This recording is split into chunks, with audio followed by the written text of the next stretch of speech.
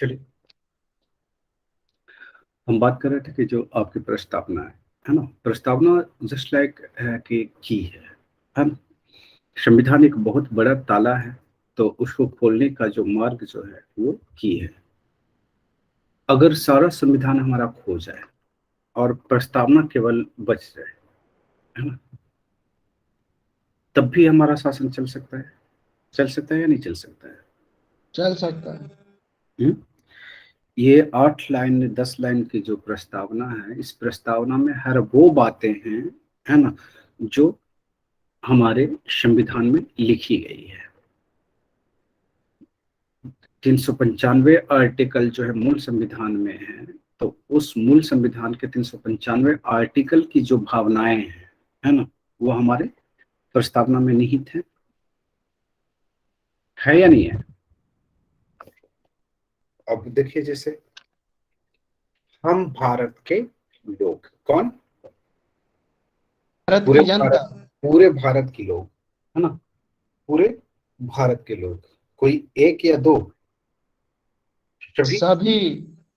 सभी, है ना, सभी लोग, हिंदू या मुस्लिम या सिख या ईसाई, ऐसा सब कोई, धर्म। ऐसा कोई सब धर्म। नहीं है ऐसा कोई नहीं, बल्कि जो भारत में निवास करता है ना, जो भारत में निवास करता है वो सभी, है ना, हम भारत के लोग। भारत को कैसा बनाना है? संपूर्ण, है ना, प्रभुत्व। संपूर्ण प्रभुत्व का मतलब क्या हुआ? किसी भी तरह का आंतरिक या बाह्य, है ना, आंतरिक या बाह्य बाधाएं क्रिएट ना किया गया हो किसी के भी द्वारा, किसी भी तरह का सामाजिक, आर्थिक, राजनैतिक, वैदेशिक, है ना। तो संपूर्ण प्रभुत्व हो गया, यानी कि ये सब सारे फैसले जो है कौन लेगा? भारत की जनता। नहीं, भारत की जनता लेगी, यही लेगी ना। हम भारत के लोग भारत को संपूर्ण प्रभुत्व, है ना, प्रभुत्व संपन्न, है ना, मतलब जो सॉवरेंटी है वो किसके हाथ में होगी? भारत की जनता के हाथों में होगी। समाजवादी, है ना, समाजवादी मतलब संसाधनों पर जो है किसी खास व्यक्ति का पकड़ नहीं होगा, संसाधनों पर सभी का क्या होगा? अधिकार होगा। अधिकार होगा, है ना। अब वो संसाधन कौन से संसाधन? कौन से संसाधन? शिक्षा, पर शिक्षा। है ना, शिक्षा, समानता, समानता आगे आया है ना, आर्थिक, आर्थिक, राजनैतिक, है ना, सभी तमाम तरह के जितने भी संसाधन है ना, सभी तरह के। अब आगे बढ़ते हैं। पंथ निरपेक्ष, देखिए धर्म निरपेक्ष की बात नहीं की गई है, पंथ निरपेक्ष, है ना, कोई धर्म नहीं है ना, पंथ की बात है, संप्रदाय की बात है ना। स- संप्रदाय, किसी भी संप्रदाय को तवज्जो नहीं दी गई है। मेरी बात समझ रहे हैं ना? कोई हिंदू नहीं होगा और कोई मुस्लिम नहीं होगा और कोई सिख नहीं होगा, कोई ईसाई नहीं होगा, है ना। तो ये जो है आपके टोटल के टोटल आपको पंथ निरपेक्षता की बात की गई है। ओके, पंथ निरपेक्षता की बात की गई है, तो इसकी बात की गई है, ठीक है। तो यहाँ पे आप देखते हैं कि न तो भारत सरकार न तो हिंदू धर्म को बढ़ावा देता है, न मुस्लिम धर्म को बढ़ावा देता है, न सिख को बढ़ावा देता है, न ईसाई को बढ़ावा देता है, न किसी को, है ना, न बस बौद्ध को, है ना। यहाँ पे जो है कि क्या है ना, बेसिकली तौर पे आपको क्या किया जाता है कि सभी को ग्रांट दिए जाते हैं, है ना, किसी विशेष को नहीं दिए जाते, कि सभी को दिए जाते हैं अगर किसी को जरूरत पड़े तब, है ना। लेकिन क्या उसका उस ग्रांट का उपयोग उस धर्म को बढ़ाने के लिए किया जाता है? नहीं, है ना, धर्म को बढ़ाने के लिए नहीं किया जाता है, बल्कि उस समुदाय में रहने वाले लोगों के उनके जीवन स्तर को ऊंचा करने के लिए दिया जाता है। चलिए आगे बढ़ते हैं। लोकतंत्रात्मक, है ना। अभी एक चीज देखो, लोकतंत्रात्मक क्या क्या मतलब है? क्या तानाशाही है इंडिया में? नहीं सर, लोकतंत्रात्मक जनता मतलब जो जनता द्वारा शासन चुना गया शासन है। सर, ये जो मतलब हम्म, जन जो मतलब कहा था। हाँ, यहाँ पे है कि सभी की वंशानुगत शर्त, नहीं होगा। है ना, कोई भी वंशानुगत नहीं होगा, चुनाव के द्वारा होगा, है ना, सभी की सहभागिता से होगी, है ना, और सभी के मत लिए जाएंगे, है ना। लोकतंत्रात्मक गणराज, है ना, कैसा गणराज बनाने का भारत कैसा है? यूनियन गणराज्य है है। या फेडरल वंश है? यूनियन या फेडरल? राजतंत्र नहीं है, फेडरल है। हाँ, यूनियन है सर, संघ है यूनियन, सर, ये यूनियन। संघ है। ये तो है फेडरल ना, कहाँ पर यूएसए है? हो जाएगा। फेडरल कहाँ पर है? ये यूएसए में। हो यूएसए में जाएगा, है। रूस यूएसए। हो जाएगा, यूएसए हो जाएगा। हाँ, हम फेडरल वाले नहीं हैं, हम यूनियन वाले हैं, है ना। तो यहाँ पे कि गणतंत्रात्मक राज्य बनाना है, सभी की सहमति लेकर करके, सभी राज्यों का, है ना, लेकर करके, और अ, हमें आगे बढ़ना है। आपकी नागरिकता क्या है? एकहरी या दोहरी? कहरी एक है। हरी है सर, हरी है, एक एकहरी। हरी। अमेरिका में आप दोहरी है। यूनियन, आप यूनियन दो हरी है से सर, कह रही है। राज का अलग और अब देश का अलग होता है। फेडरल वाले होते तो दो दो नागरिकता होती, आपकी एक ही नागरिकता है। आगे चलते हैं।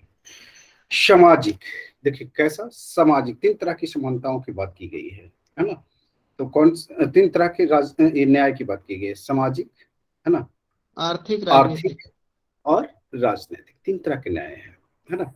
तो समाज भेदभाव कोई नहीं कर सकता आपके साथ, अगर कोई करता है तो आप उसके खिलाफ कंप्लेंट कीजिए, उस पे मुकदमा होगी, है ना। आर्थिक, इस मामले में भी भेदभाव नहीं करेगा, है ना। आप कितना कमा रहे हैं और कितना नहीं कमा रहे हैं, दूसरे को कोई लेना देना नहीं है क्या? हम्म। आप इस आधार पर कहेंगे कि तुम गरीब हो, हम तुमसे बात नहीं करेंगे, तो आपके खिलाफ केस बन जाएगा? बनेगा नहीं बनेगा? आर्थिक भेदभाव कर रहे हैं, बनेगा? कोई अगर ऊंची कास्ट के लोग हैं तो और कोई नीची कास्ट के लोग हैं, आप इस आधार पर उसे इग्नोर नहीं कर सकते कि आप वो नीचा कास्ट का है। सामाजिक के तहत आप पे केस बन जाएगा, सामाजिक न्याय के तहत सबको लेकर के चलना है ना। लेकिन वोट बैंक की जब राजनीति होती है तो ये भावना क्या होता है, टूटते हुआ दिखता है, नहीं टूटता हुआ दिखता है। हम्म। हमारे नेताएं तोड़ते हैं इसे। आगे चलते हैं। राजनैतिक,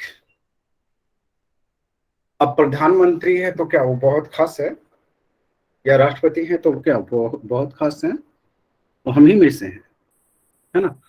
वोट देने का अधिकार उन्हें भी है, वोट देने का अधिकार आपको भी है।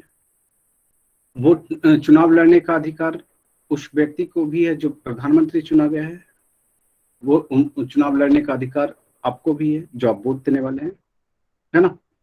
कोई भी लड़ सकता है ना राष्ट्रपति का चुनाव, कोई भी व्यक्ति प्रधानमंत्री बन बशर्ते कि सकता है। उसमें 50 अनुमोदन और 50 प्रस्तावक रहना चाहिए, कंडीशन नहीं रहता।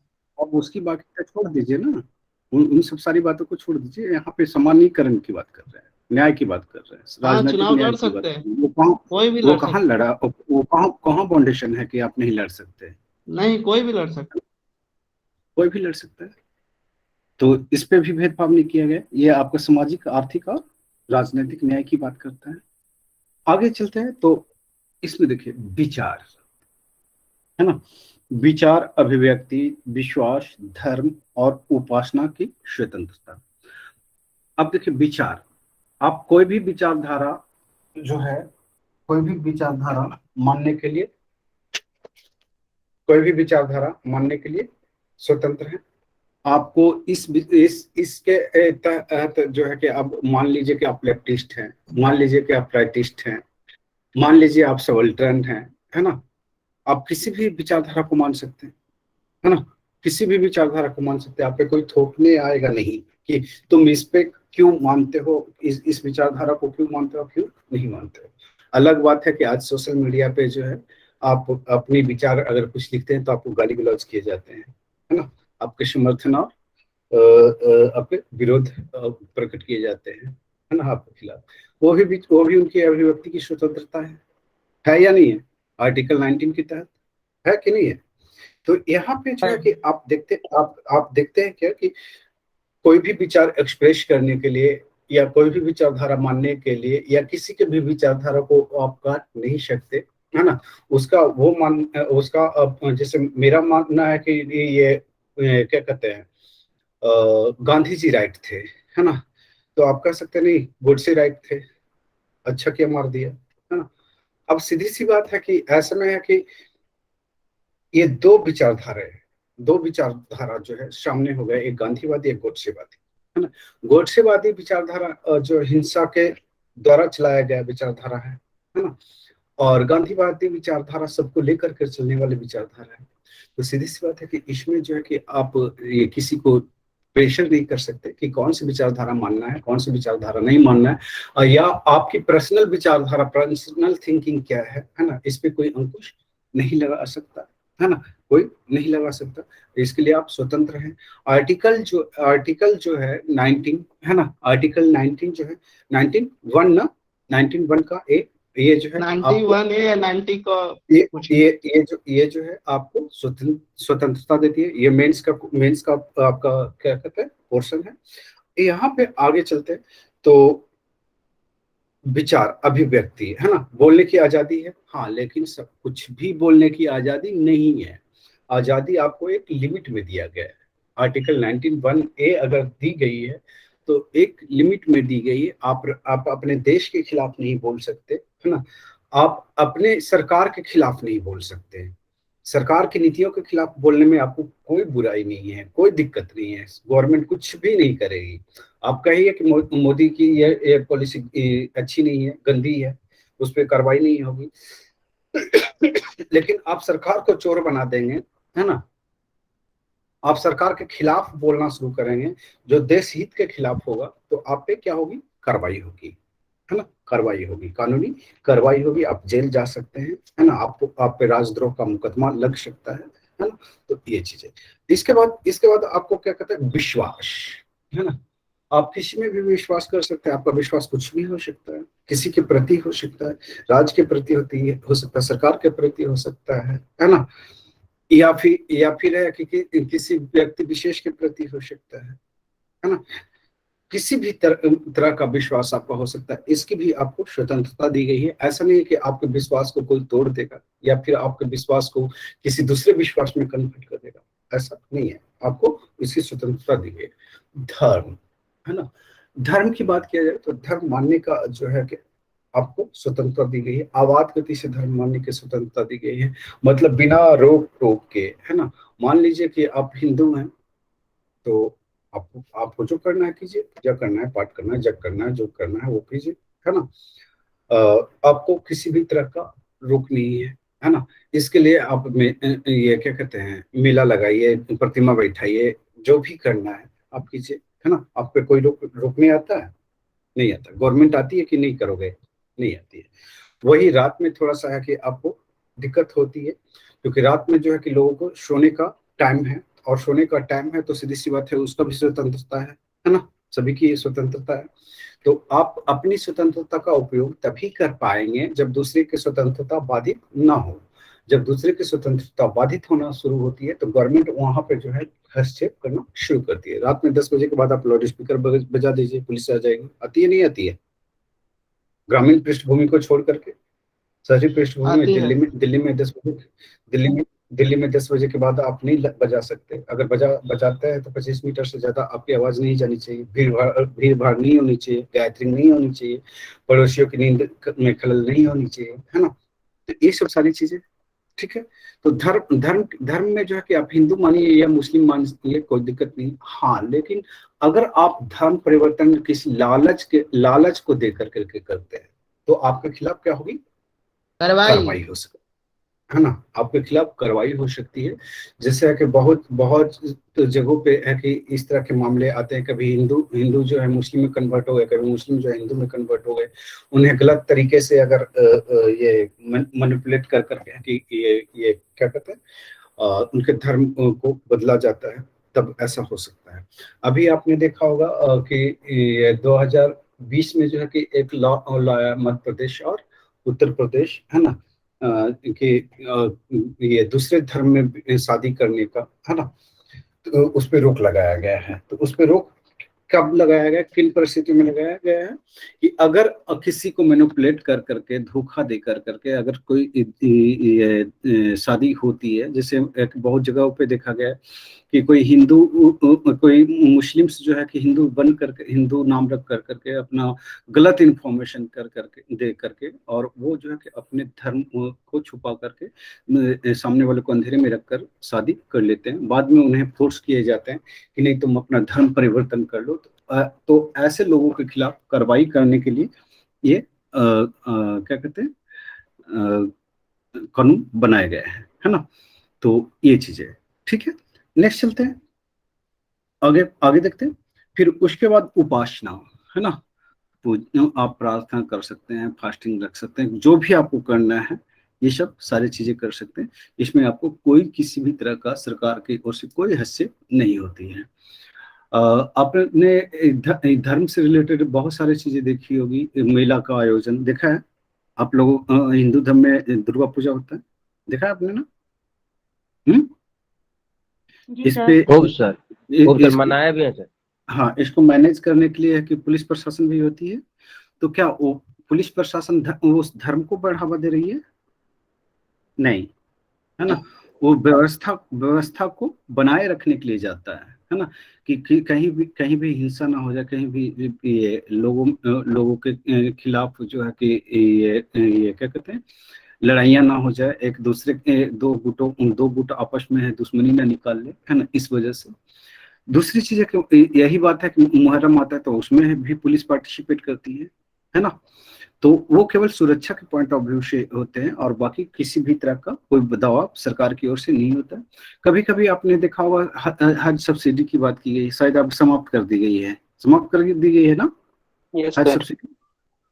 हाँ, तो गवर्नमेंट जो है कि ये जो गरीब लोग होते हैं या फिर है कि जो लोग जाना चाहते हैं, खर्च ज्यादा होती है, तो सरकार जो है कि एक नागरिक होने के नाते, है ना, किसी व्यक्ति को एक भारत का नागरिक होने के नाते उसकी इच्छाओं का सम्मान करती है और उसे हज सब्सिडी वगैरह देती है ना। तो ये चीजें धार्मिक स्थलों का रख रखाव वाली बातें अगर आती है तो वो भी है कि कहीं ये सांस्कृतिक पॉइंट ऑफ व्यू से वो डेवलप करती है गवर्नमेंट, है ना।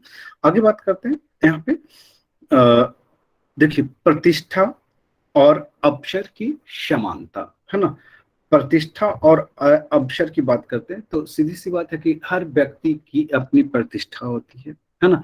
हर व्यक्ति को जो है कि समान अवसर दिए जाते हैं। ऐसा नहीं है कि आप क्या कहते हैं, सुशील कुमार मोदी का बेटा है या नीतीश कुमार के बेटे हैं या मोदी के भतीजे हैं, है ना, या रामनाथ सिंह के बेटे हैं तो आपको अवसर मिलेगा वरना नहीं मिलेगा।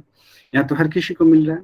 अभी बिहार में बहुत सारी आलोचनाएं की जा रही है नीतीश कुमार का। अभी ये 15 अगस्त को घोषणा किया गया है महिलाओं के लिए 50,000 रुपया बीपीएससी में और यूपीएससी के लिए 1 लाख रुपए पीटी निकालने पे।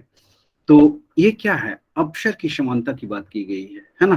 क्योंकि महिलाओं को जनरली तौर पे होता क्या है कि हम ये पैट्रियाटिक सोसाइटी होने की वजह से जो है कि उन्हें जो है कि उनके अधिकार जो है कि बहुत ज्यादा नहीं दिए जाते, कहीं ना कहीं उनके अधिकारों को दबाया जाता है। तो महिलाओं को भी आगे लाने के लिए जो है कि गवर्नमेंट क्या कर रही है, वो उन्हें प्रोत्साहन दे रही है कि आपके पार्टिसिपेंट्स हो। नीतीश कुमार का कल भाषण सुन रहा था मैं ये विधानसभा का, तो वो खुल करके बोल रहे हैं कि हमारी जो माँ हैं, बहनें हैं, बेटियां हैं, है ना, उनको है कि ये जो उपयुक्त अवसर नहीं मिले हैं। अब इससे होगा कि सिविल सर्विसेज की ओर उनका रुझान बढ़ेगी और वो अधिक से अधिक जो है कि लोग सिलेक्ट होकर के आएंगी, जिससे है कि महिला सशक्तिकरण को बढ़ावा मिलेगा और समाज में जो है कि महिलाओं की हिस्सेदारी भी जो है वो सुनिश्चित की जा सकेगी। अभी क्या है उनकी हिस्सेदारी, उनकी हिस्सेदारी क्या है, खाना बनाना और बच्चे करना, इससे ज्यादा कोई हिस्सेदारी तो दिखती नहीं है ना। और पुरुष यही कहते हैं, शादी से पहले शादी करने के लिए जाते हैं तो पूछते हैं अच्छा तुम जॉब करोगे या जॉब नहीं करोगे, अगर जॉब करोगे तो दिक्कत है, जॉब नहीं करोगे तो बहुत अच्छी बात है, हमारे घर में रहो और चारदीवारी के बीच रहो। अभी तालिबान का देख रहे हैं अफगानिस्तान में, वो कह रहे हैं कि 6 क्लास से ज्यादा पढ़ी लड़कियां नहीं चाहिए, और है कि आप बुरके में रहो। वहाँ बुरके बुरके की मांग ज्यादा डिमांड बढ़ गई है। तो सीधी सी बात है, हमारी संविधान जो है इसके खिलाफ है ना, कि आप किसी के भी जो है आप अगेंस्ट नहीं जा सकते हैं, है ना। अवसर जो है सबको मिलेगा, चाहे आप महिला हो, चाहे पुरुष हो, चाहे आप राजा के बेटा हो, चाहे आप रंग के बेटे हो, गरीब के बेटे हो, चाहे आप अंबानी हो, चाहे आप छेदीराम हो, है ना, सब एक तरह के हैं, है ना। वैकेंसी आप देखते हैं तो सबके लिए जो सरकार क्या करती है, पहले से निर्धारित कर देती है कि इतना इस कैटेगरी से, इतना इस कैटेगरी से, इतना इस कैटेगरी से। वो सुनिश्चित करने की कोशिश करती है कि सभी समुदाय, है ना, सभी वर्ग के लोगों की सहभागिता जो है क्या की जाए, सुनिश्चित की जाए, यही की जाती है ना। अगर है कि जनरली तौर पे है कि बच्चे लोग जिनको जानकारी नहीं होता है, वो आरक्षण के खिलाफ बोलना शुरू कर देते हैं, तो मैं थोड़ा हंसता हूँ कि कितना बेवकूफ है, थोड़ा पढ़ लिख लिया होता, है ना, आरक्षण के बारे में समझ लिया होता कि क्यों दिया जाता है। तो सीधी सी बात है कि ये जो भागीदारी सुनिश्चित जो करना सरकार का काम है ना। अब जैसे कि महिलाओं की बात कर दिया जाए, अब हम महिलाओं की ही बात कर लेते हैं फिलहाल। तो महिलाओं के लिए क्या है कि ये पैट्रियाटिक सोसाइटी है। इस पैट्रियाटिक सोसाइटी में जो है कि महिलाओं को कभी अधिकार दिया ही नहीं गया, है ना। तो उनके वो जो है कि अब जो है कि बाहर निकल रही है, शिक्षित हो रही है ना। तो अब है कि उनको सरकार में सहभागिता चाहिए, अब उन्हें है कि जॉब में सहभागिता चाहिए। तो उसके लिए जो है कि सरकार ये सुनिश्चित कर रही है। तो बहुत सारे मामले हैं जिसको है कि आप समझ सकते हैं। आगे चलते हैं, आप इसमें देखिए क्या कहते हैं, इसमें इनमें जो है कि व्यक्ति की गरिमा, गाली गलौज आपको की जाती है? हम्म, की जाती है, नहीं की जाती है? कुछ नहीं। कुछ आप गांव में देखते हैं, या फिर है कि कुछ कुछ दबंग लोग हैं कि वो उनकी उनकी उनके खिलाफ बोलते हैं, उल्टे सीधे बोलते हैं, है ना। महिलाओं के खिलाफ बोलते हैं, उनके उल्टे सीधे बोलते हैं, गालियां जितनी भी दी जाती है, तो उससे क्या होती है, आपकी गरिमा का हनन होता है। तो सभी को संविधान जो है कि गरिमापूर्ण प्रतिष्ठापूर्ण जीवन जीने का अधिकार देता है। तो किसी को कोई राइट नहीं है कि किसी का कोई इंसल्ट कर दे, किसी के खिलाफ बोल दे, किसी के को डिमोरलाइज कर दे, किसी के अगेंस्ट बोल दे, है ना। सीधी सी बात है कि सबकी अपनी प्रतिष्ठा और सबकी गरिमा की रक्षा जो है कि हमारा संविधान के द्वारा किया जाता है, हमारा प्रस्तावना में ही उल्लेख किया गया है। आगे चलते हैं। फिर उसके बाद कहा गया कि राष्ट्र की एकता, ये सबसे बड़ी बात है। राष्ट्र की एकता, जब ये सब सारी चीजें हो जाएगी तो सभी व्यक्ति एक तरह से अगर सोचना शुरू कर देंगे तो राष्ट्र की एकता अखंडता बनी रहेगी। अब जैसे कि जिन्ना साहब, भारत पाकिस्तान जब विभाजन हो रहा था तो रह तो रहे थे इंडिया में वो, है ना, लेकिन वो बात कर रहे थे कि हमें अलग राष्ट्र दिया जाए, अलग राज्य दिया जाए, है ना। तो यहाँ पे है कि मैंने आपको बोला कि आपको सब कुछ दिया गया है, लेकिन सरकार के खिलाफ आप नहीं बोल सकते, देश की एकता के खिलाफ नहीं बोल सकते, अखंडता के खिलाफ नहीं बोल सकते। जैसे कि अभी हमारा जो क्षेत्र है जम्मू कश्मीर वाला, गिलगिट बाल्टिस्तान वाला क्षेत्र, तो इस पे जो है कि अधिकार कौन किए हुए, पाकिस्तान। लेकिन हम क्या कहते हैं कि ये हमारा क्षेत्र है, ये ऑक्युपाई किया हुआ है। कौन किया है ऑक्युपाई? पाकिस्तान किया हुआ है। हम उन उन लोगों को भी अपना मानते हैं, मानते हैं नहीं मानते हैं? हम्म। तो ये इसमें बात की गई, एकता की बात की गई, देश को तोड़ने की बात नहीं, देश को जोड़ने की बात की गई है ना। एकता और अखंडता को सुनिश्चित करना जो है ना, एकता अखंडता को सुनिश्चित करना और बंधुता को बढ़ावा देना। अब करते क्या है, इलेक्शन आता है तो क्या करना शुरू करते हैं, हिंदू मुस्लिम ओबीसी जनरल एसटी एससी, ये सब बातें क्या है? हम्म? ये सब क्या बंधुता को बढ़ाता है? या बंधुता को घटाता है? यहाँ भाईचारा की बात करने की बात की गई है। सभी जो है कि भारत के लोग जो है आपस में जुड़े हुए कनेक्टेड है ना। तो सीधी सी बात है कि जो धर्म है, उपासना है, वो अपनी जगह पे है ना। यहाँ पे सभी आपने देखा होगा कि सबसे अच्छा एग्जाम्पल जो है कि हमें गांव में देखने के लिए मिलता है। गांव में जो है कि बगल में सलीम रह रहा है और और उसके बगल में चंदन पांडे रह रहे हैं, है ना। तो सलीम भाई और चंदन पांडे भाई एक साथ ही ये पले बड़े होते हैं, और एक साथ ही ये जो है स्कूल में जाते हैं, शादी ब्याह होती है, उनके घर में ईद मनते हैं, उनके घर में दिवाली मनते हैं, तो दोनों एक्सचेंज करते हैं, है ना। वहाँ दिक्कत नहीं है। लेकिन यहाँ पे कुछ असामाजिक तत्व जो होते हैं उन दोनों के बीच कटुता फैलाते हैं, और दोनों को धर्म के आधार पर, धर्म के चश्मिश के आधार पर देखते हैं, चीजें अलग हो जाती है ना। तो ये जो है कि आपके संविधान में जो है कि हर रंग है ना, और हर चीजों का ख्याल रखा गया है प्रस्तावना में। और इन्हीं इन्हीं सब सारे शब्दों के भाव जो है आपको 395 आर्टिकल में दिखते हैं, पूरे संविधान में दिखते हैं, है ना। तो अभी आपको बोला गया था कि जो हम आपका प्रस्तावना है ना, उस प्रस्तावना के माध्यम से अगर हमारा संविधान खो भी जाए तो कुछ दिन शासन तो हम इसके माध्यम से चला ही सकते हैं, इसके व्याख्या कर करके चला ही सकते हैं। अभी तक जितने भी अमेंडमेंट हुए हैं, है ना, जितने भी अमेंडमेंट हुए हैं उन सारे अमेंडमेंट को जो है कि इसी के तहत ध्यान में रखा गया। एक मिनट।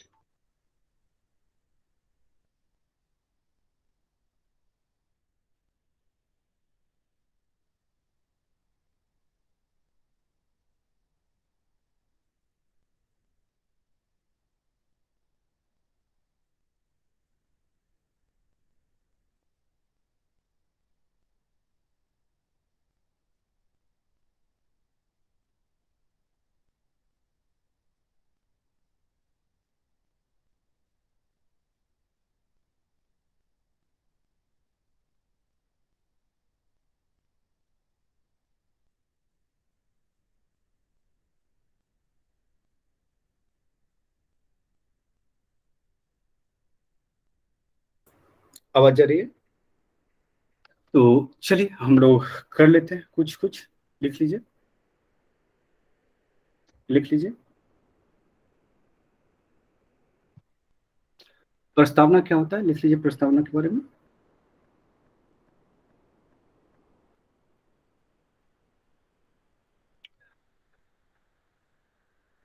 किसी भी देश का संविधान की शुरुआत या अधिनियम की शुरुआत, अधिनियम की शुरुआत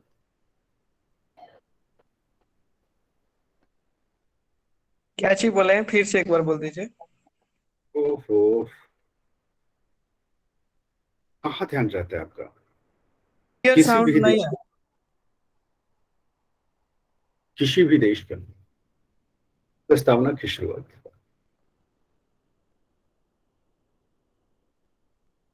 किसी भी देश का संविधान की शुरुआत उसकी प्रस्तावना से होती है, उसकी प्रस्तावना से होती है।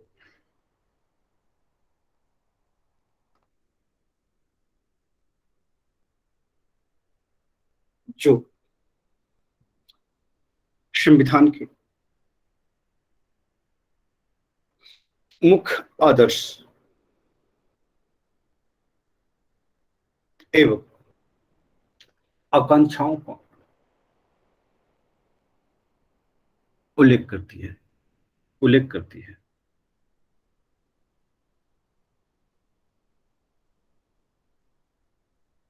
प्रस्तावना संविधान या अधिनियम के लक्ष्य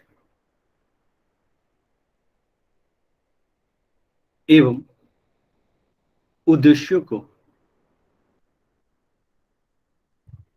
समझने में सहायक होता है, समझने में सहायक, समझने में सहायक होता है,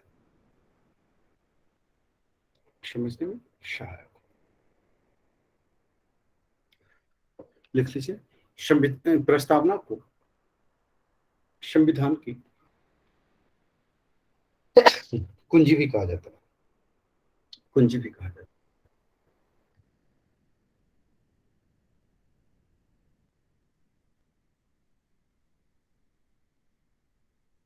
अब देखिए, जैसे अभी जो बात किया, हम भारत के लोग भारत को संपूर्ण प्रभुत्व संपन्न पंथ निरपेक्ष लोकतंत्रात्मक गणराज्य, सामाजिक आर्थिक राजनैतिक न्याय, विचार, अभिव्यक्ति, विश्वास, धर्म और उपासना की स्वतंत्रता, प्रतिष्ठा और अवसर की क्षमता प्राप्त करने के लिए तथा उन सब में व्यक्ति की गरिमा और सुनिश्चित करने वाली बंधुता बढ़ाने के लिए, है ना। तो ये सब सारी की सारी चीजें क्या है? उद्देश्य है, उद्देश्य है ना, कि संविधान का निर्माण क्यों किया गया है ना, किस लिए किया गया है ना? ये जो है कौन बताता है? कौन बताता है? प्रस्तावना बताता है। जैसे हम लोग पूछते हैं इंट्रोड्यूस योर सेल्फ, है ना, इंटरव्यू में सबसे पहले कहते हैं कि इंट्रोड्यूस योर सेल्फ। उसका मतलब क्या होता है? खुद अपना कोई परिचय बताइए। कोई बातचीत आगे आपसे हो, है ना, किसी मुद्दे पे हम आपसे बातचीत करें तो आपके बारे में शॉर्टकट में हम जान लें, है ना, कि आप कौन हैं, क्या हैं, कहाँ से आए हैं, है ना। यही जानना मेन उद्देश्य होता है, यही होता है ना। तो ये जो प्रस्तावना भी है संविधान के बारे में बताता है, क्या है संविधान, क्या उसके मोटिव है, क्या उसके लक्ष्य है ना, इसकी बात करती है। यही यही बात करता है ना, प्रस्तावना यही बात करता है, यही कर रहा है ना, कि इससे अलग कर रहा है। तो चलिए लिख लेते हैं, लिख लेते हैं। संविधान या प्रस्तावना, संविधान निर्माण के समय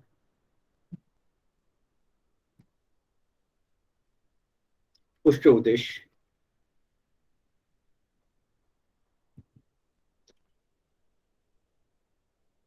उसके आदर्श,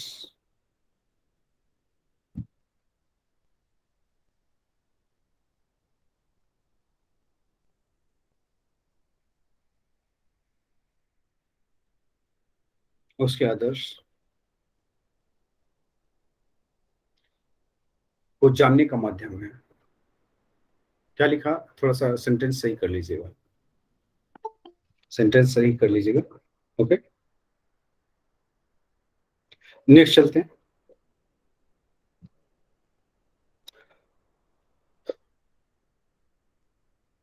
लिख लीजिए। जय हिंद सर, गुड मॉर्निंग। जय जय Hind, very good morning. Next point लिख लीजिए। पंडित जवाहरलाल नेहरू ने संविधान सभा में, संविधान सभा में 13 दिसंबर 13 दिसंबर 13 दिसंबर 13 दिसंबर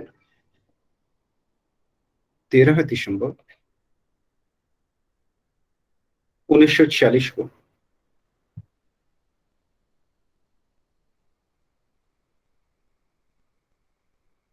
उद्देश्य प्रस्ताव प्रस्तुत किया।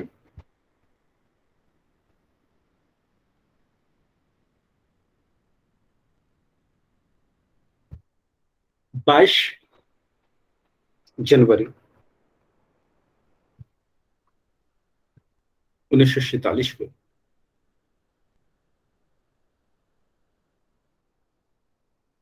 इसे संविधान सभा द्वारा स्वीकृत कर लिया गया। Next point.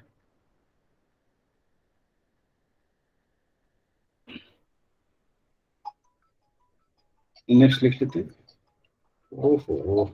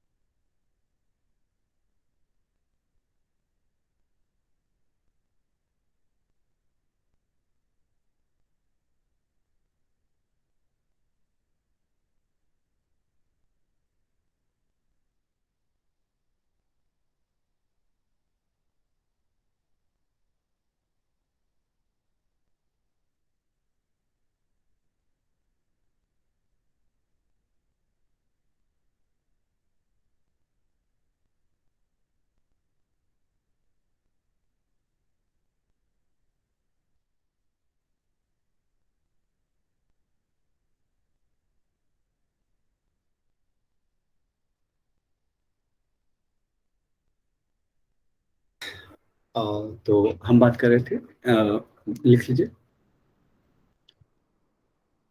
प्रस्तावना कहाँ से लिया गया, लिख लीजिए।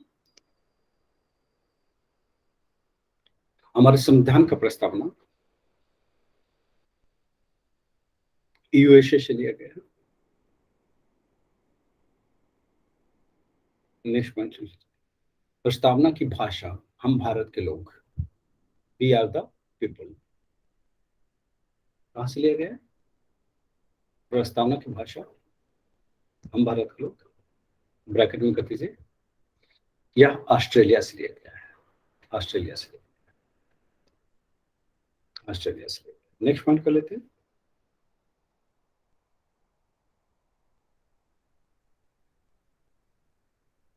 ऑस्ट्रेलिया से लिया गया। नेक्स्ट पॉइंट लिख लेते हैं,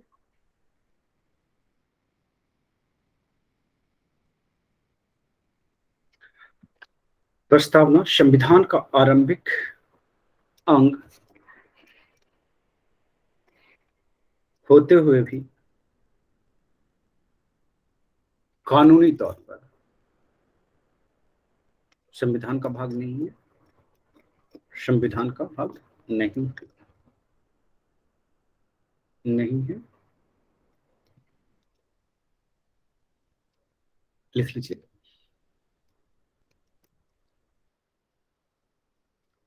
प्रस्तावना के अनुसार,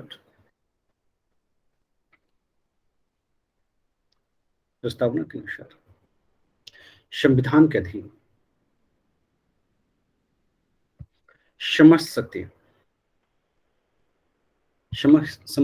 का केंद्र बिंदु, समस्त शक्तियों का केंद्र बिंदु, समस्त शक्तियों का केंद्र बिंदु,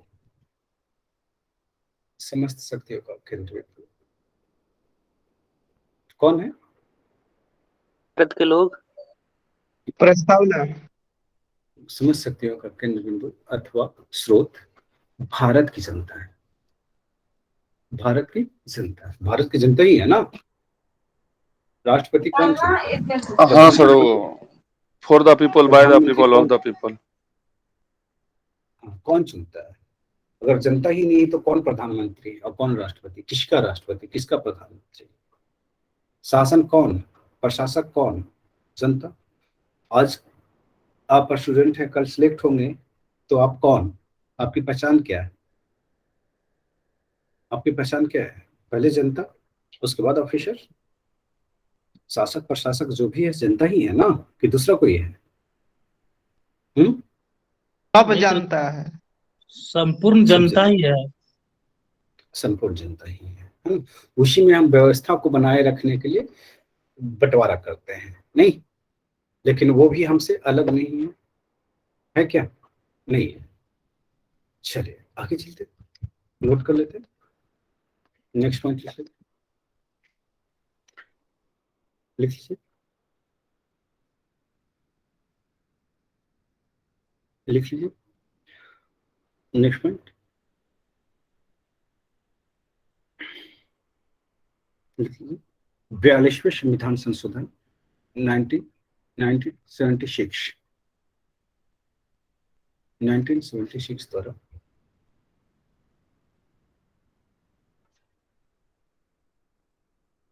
प्रस्तावना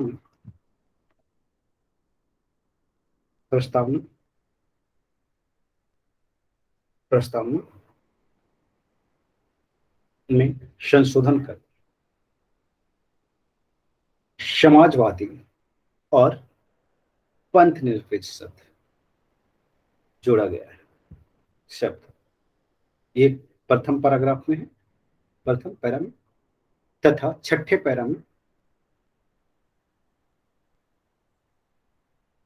अखंडता शब्द जोड़ा गया है, अखंडता शब्द जोड़ा गया है, अखंडता शब्द जोड़ा गया है। नेक्स्ट लिख लेते हैं, नेक्स्ट पॉइंट लिख लेते हैं,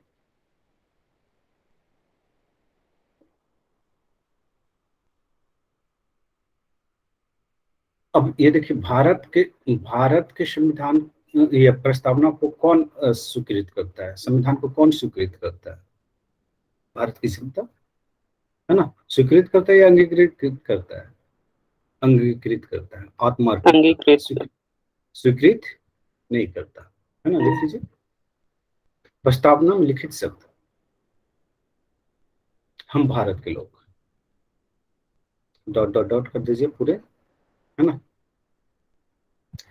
संविधान को अंगीकृत, अधिनियमित और आत्मार्पित करते हैं।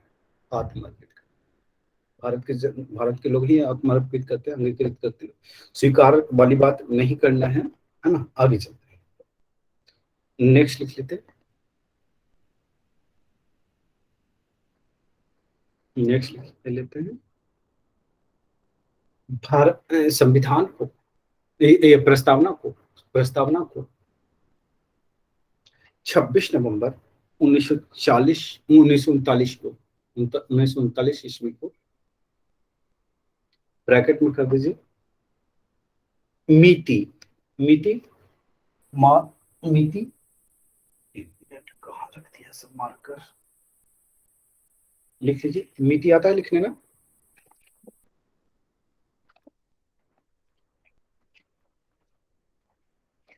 लिख लीजिए मिति, लिख लीजिए मिति, मार्क्सिस्ट, मार्क्सिस्ट, मार्क्सिस्ट, मार्क्सिस्ट, मार्क्सिस्ट, शुक्ल सप्तमी, शुक्ल सप्तमी, सप्तमी, ध्यान रखना है, कभी ये यही पूछ देगा तो फिर दिक्कत हो जाएगा। शुक्ल सप्तमी, संवत 2006 विक्रमी, संवत 2006, संवत 2006 विक्रमी, विक्रमी, विक्रमी, है ना। ब्रैकेट बंद कर दीजिए, विक्रमी को स्वीकार किया गया, को अंगीकृत, अंगीकृत को एतद द्वारा, एतद द्वारा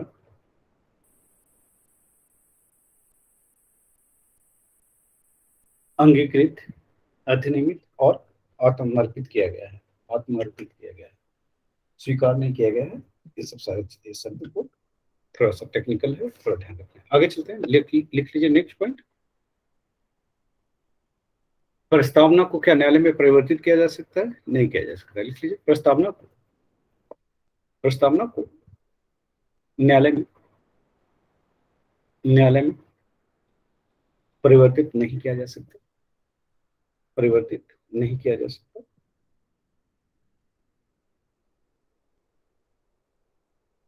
नहीं किया जा सकता। यह निर्णय कौन सा दिया है? लिख लीजिए, यह निर्णय, यह निर्णय union of India, union of India बनाम, बनाम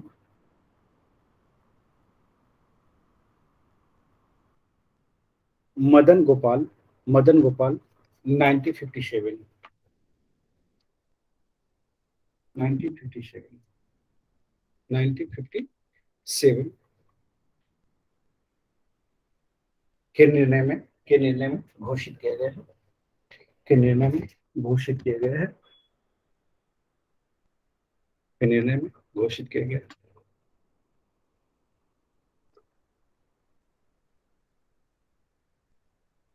यानी कि इसको लागू करने के लिए हम अदालत नहीं जा सकते? जा सकते क्या? नहीं जा सकते। आगे चलते हैं,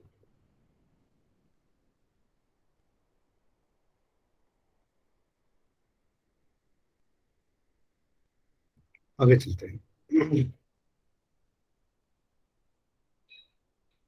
लिख लीजिए।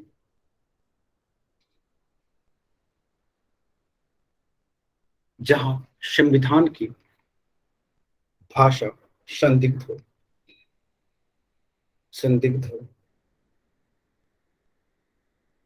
संदिग्ध या अस्पष्ट है, अस्पष्ट है, वहां प्रस्तावना प्रस्तावना संविधान निर्माताओं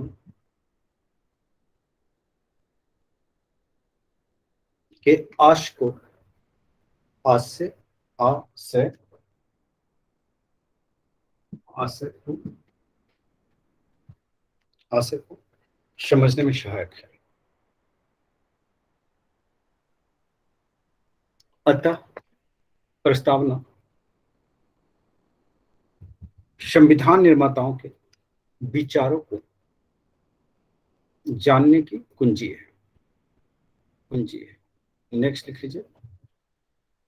नेक्स्ट वन, केशवानंद भारती बनाम,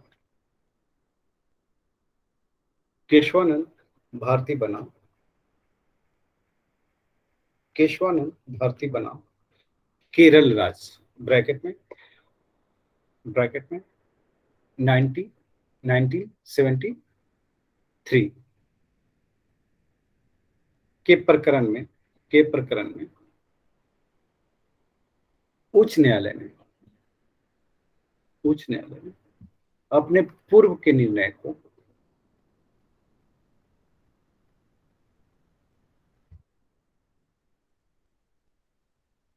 पलटते हुए यह मत दिया कि, लिख लीजिए, पहला, उद्देश्य का यह प्रस्तावना संविधान का एक भाग है।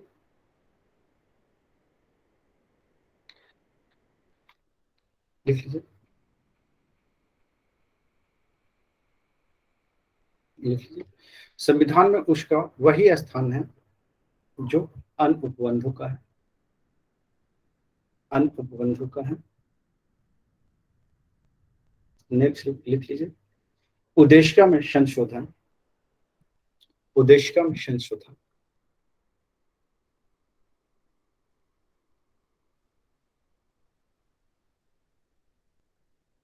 उद्देशिका में संशोधन,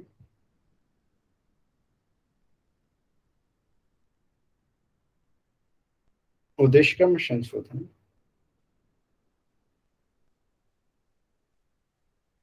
उद्देशिका में संशोधन, उद्देशिका में संशोधन,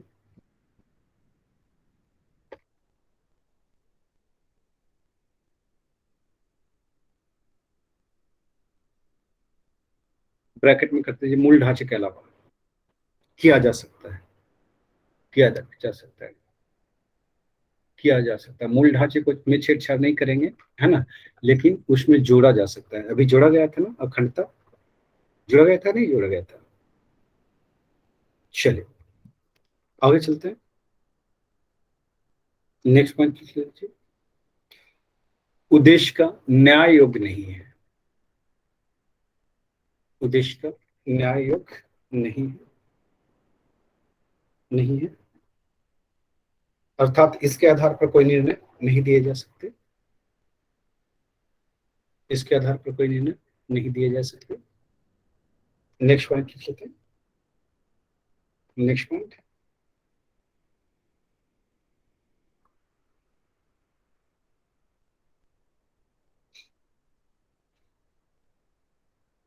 लिख लीजिए, एस और बम्बई वाद 1993, एस और बम्बई वाद 1993, एस और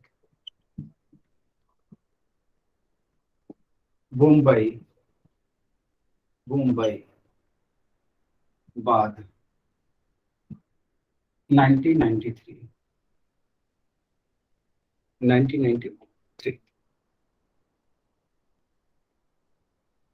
के तहत जस्टिस रामास्वामी ने पूर्व के निर्णयों को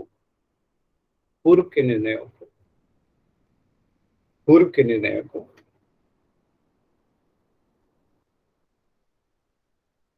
खारिज करते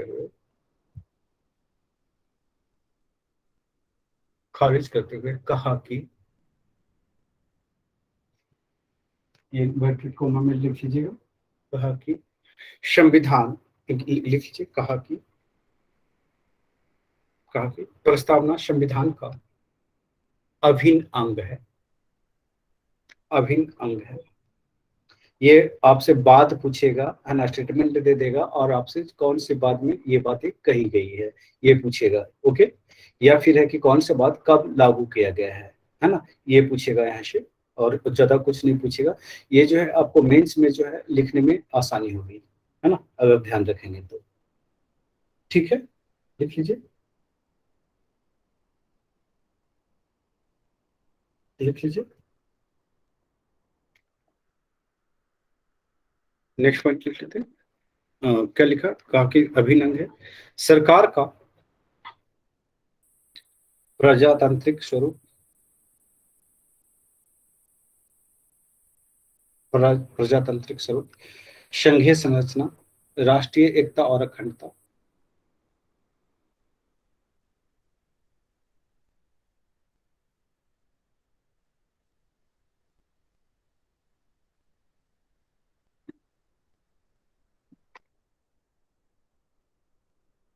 धर्मनिरपेक्षता, समाजवादी स्वरूप, सामाजिक न्याय और एवं न्यायिक पुनर्विलोकन, ये इसकी मौलिक संरचना में है, इसकी मौलिक संरचना में है, इसमें फेरबदल नहीं किए जा सकते। नेक्स्ट लिख लीजिए, गोलकनाथ बनाम पंजाब राज। नेक्स्ट पॉइंट लिख लीजिए, पंजाब राज, गोलकनाथ बनाम पंजाब राज, गोलकनाथ बनाम पंजाब राज,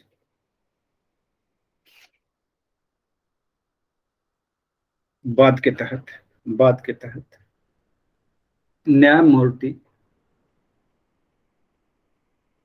एम हिदायतुल्लाह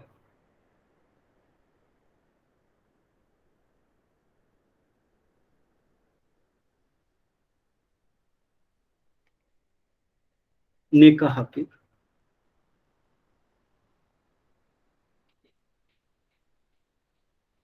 कि प्रस्तावना संविधान की मूल आत्मा है, प्रस्तावना संविधान की मूल आत्मा है, प्रस्तावना संविधान की मूल आत्मा है।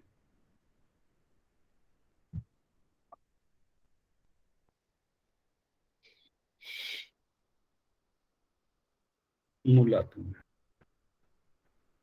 नेक्स्ट लिख लीजिए, नेक्स्ट लिख लीजिए, डॉक्टर भीमराव अंबेडकर के अनुसार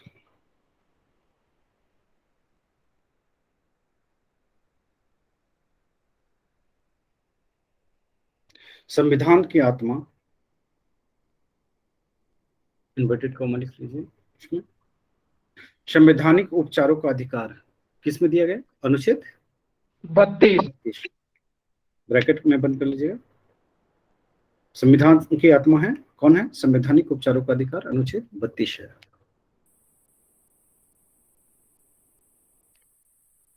के एम मुंशी ने कहा है, संवैधानिक उपचारों का अधिकार है, ब्रैकेट में 32। ये जो है कि अभी तक लोग बोल रहे थे कि ये क्या कहते हैं, संविधान की आत्मा जो कौन सा है, प्रस्तावना है, लेकिन ये अंबेडकर ने कहा कि नहीं, ये संवैधानिक उपचारों का अधिकार जो 32 है वो संविधान की आत्मा है। नेक्स्ट लिख लीजिए, लिख लीजिए, के मुंशी के अनुसार प्रस्तावना राजनैतिक जनपत्री है, राजनैतिक जनपत्री है।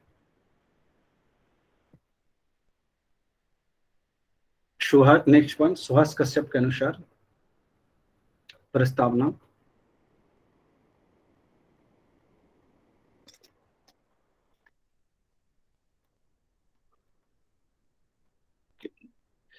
लिख लीजिए। यदि संविधान शरीर है तो उद्देश्य क्या उसकी आत्मा है, उसकी आत्मा है। उद्देश्य का उसकी आत्मा है।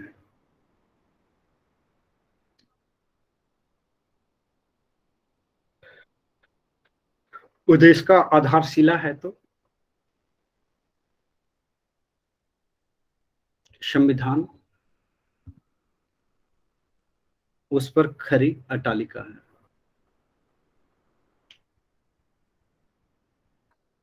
अट्टालिका है।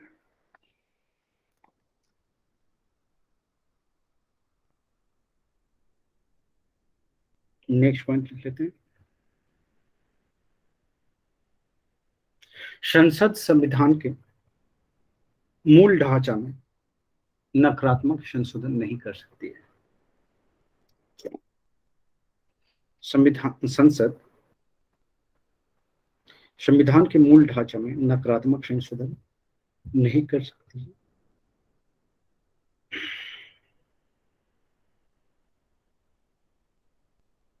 नेक्स्ट लिख लीजिए।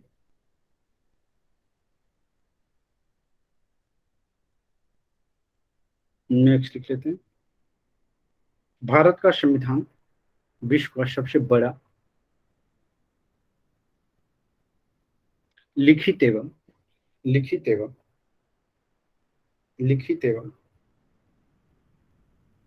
सर्वाधिक व्यापक संविधान है। यह अंशतः कठोर एवं लचीला है। यह क्वेश्चन पूछा हुआ है प्रिपरेशन में। यह अंशतः कठोर एवं लचीला है, यही स्टेटमेंट था और व्याख्या करेंगे कुछ ऐसे करके क्वेश्चन। नेक्स्ट चलते हैं।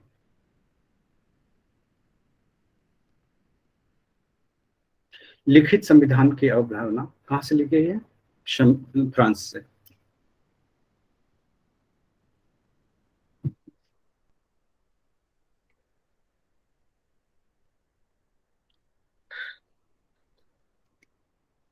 नेक्स्ट लिख लीजिए। भारत का संविधान अपना प्राधिकार प्राधिकार प्राधिकार प्राधिकार भारत की जनता से प्राप्त करता है।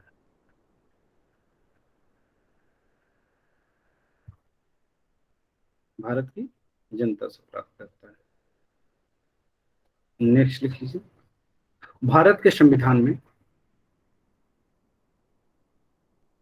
संघीय शासन शब्द का प्रयोग कहीं नहीं किया गया है। संविधान भारत को राज्यों का संघ घोषित करता है।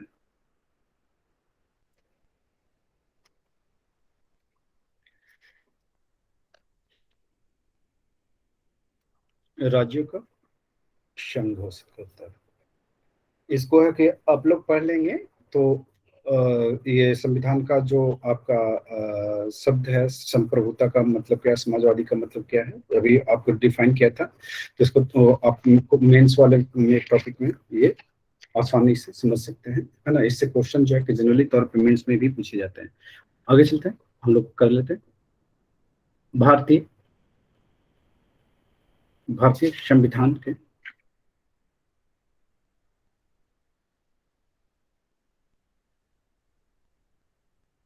संविधान के स्रोत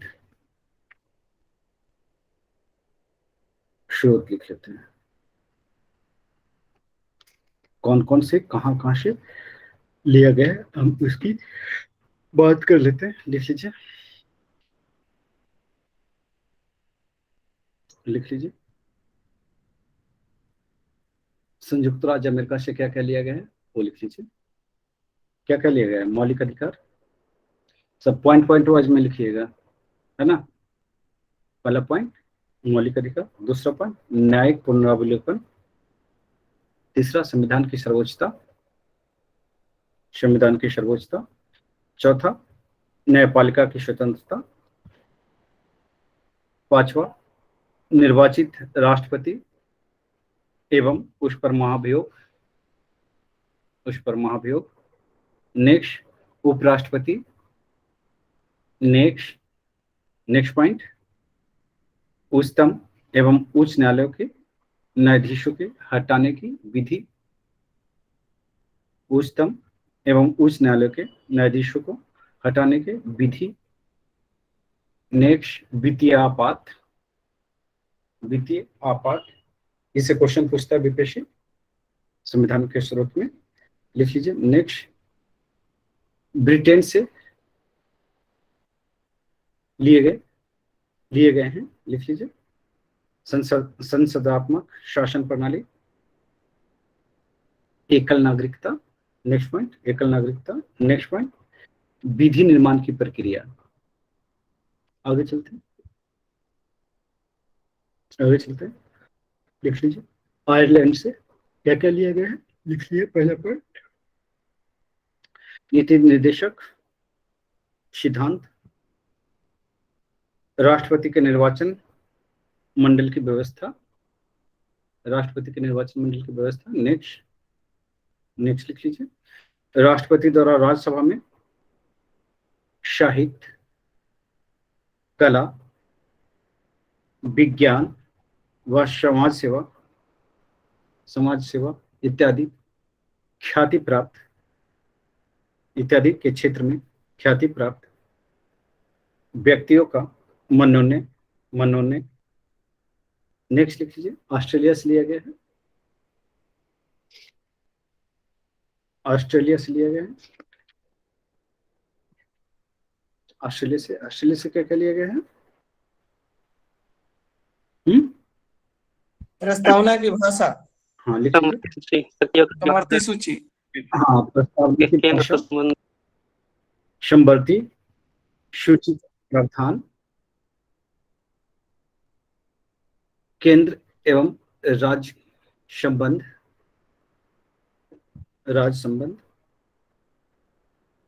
नेक्स्ट शक्तियों का विभाजन। नेक्स्ट संसदीय विशेषाधिकार, जर्मनी से लिया गया है, लिख लीजिए।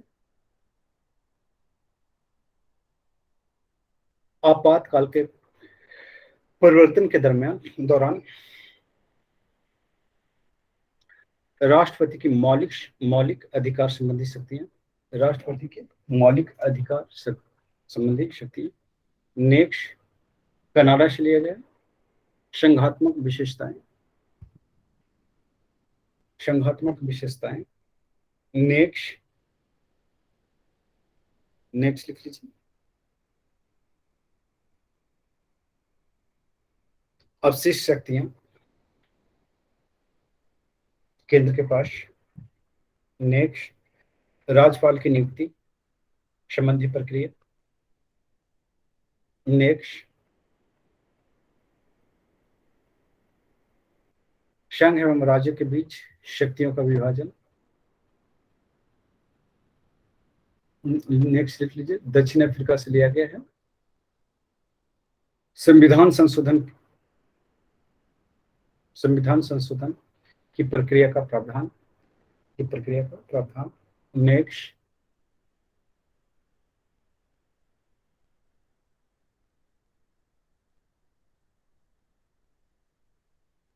लिख लीजिए।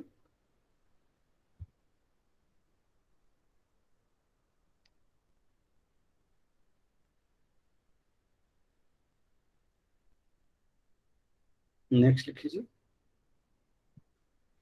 रूस से लिया गया मौलिक कर्तव्य।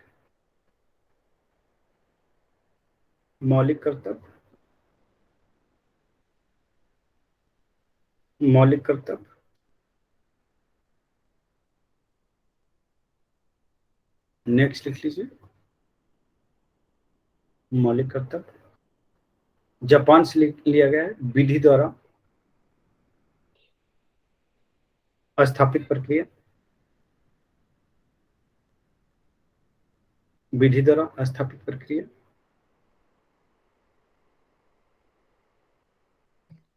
चलिए, तो ये सब सारे चीजें जो है कहाँ से ली गई है? विदेशी स्रोत से। क्या हमारे पास कुछ नहीं था? लिख लीजिए, हमारे पास कुछ था क्या? हाँ बाकी 1935। शेष कहाँ से ले? भारत शासन अधिनियम से मैक्सिमम। लिख लीजिए।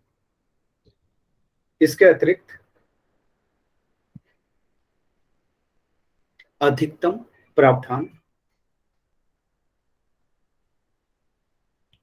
भारत शासन अधिनियम 1935 से लिया गया है। भारत शासन अधिनियम 1935 से लिया गया है। 1935 से लिया गया है। ठीक है, 1935 से लिया गया है। आगे चलते हैं, आगे चलते हैं।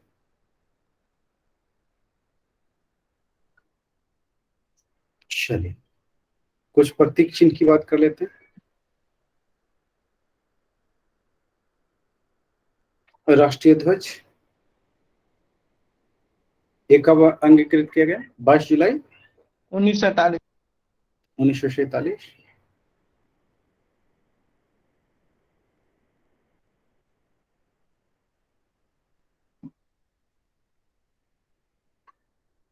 ये सब अब उसकी विशेषता तो, झंडा का तो विशेषता तो आप लोग को पता है ना, 24 तिलियां, 3:2 में लंबाई चौड़ाई, ये सब तो जानते ही है ना। ये सब लिखवाने की जरूरत तो है नहीं, बच्चे तो है नहीं आप लोग। आगे चलते हैं, लिख लीजिए नेक्स्ट पॉइंट। राष्ट्र चिन्ह कब अपनाया गया? राष्ट्र चिन्ह क्या है? सारनाथ का शीह स्तंभ,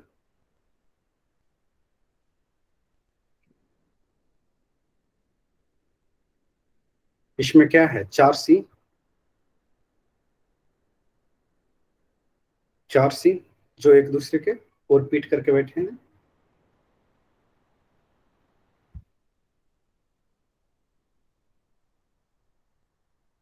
और इसमें क्या है? और कुछ है? 4 चक्र है सर, और पट्टी के मध्य धर्म चक्र है जिसमें 24 तिलियां हैं। झंडे में भी 24 तिलियां हैं, पता है ना? हाँ। आगे चलते हैं। दाई और एक चक्र के दाई और एक साढ़,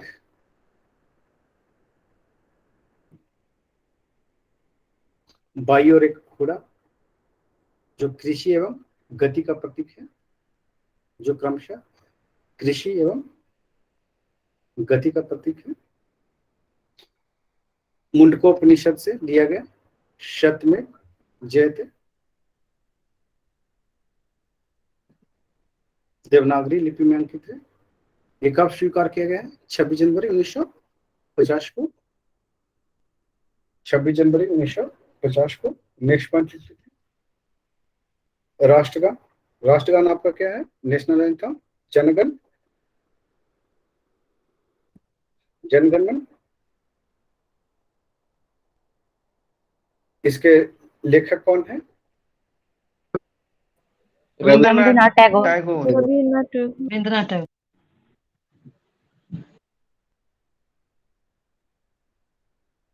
संविधान सभा द्वारा कब अंगीकृत किया गया? 24 जनवरी 1950। सर्वप्रथम कब गाया? 27 दिसंबर 1911। 11 कोलकाता के 26वें अधिवेशन।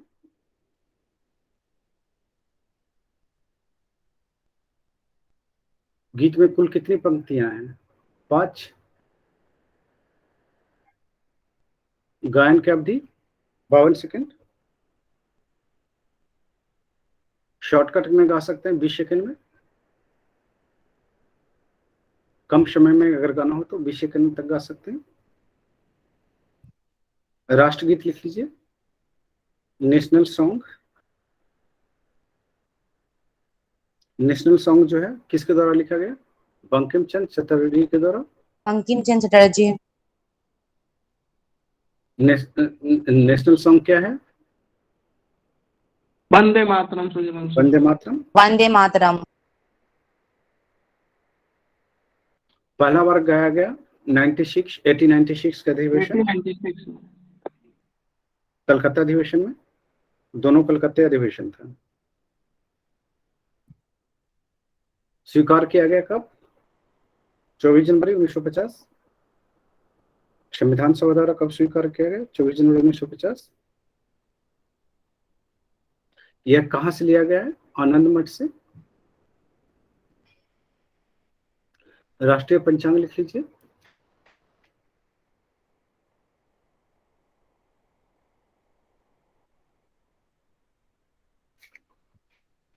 लिख लीजिए।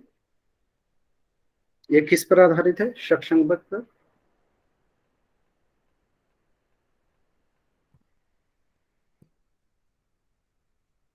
इसे ग्रिगोरियन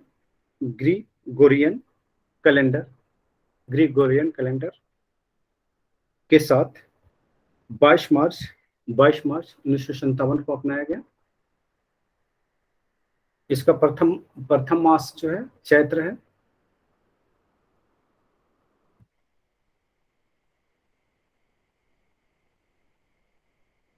चैत्र का पहला दिन जो है 22 मार्च को समान रूप से पड़ता है।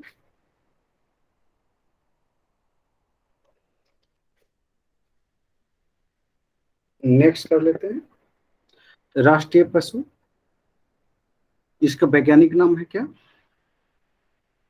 Panthera tigris. बाघ है ना। राष्ट्रीय पशु क्या है? बाघ है। वैज्ञानिक नाम पैंथेरा टिग्रिस है।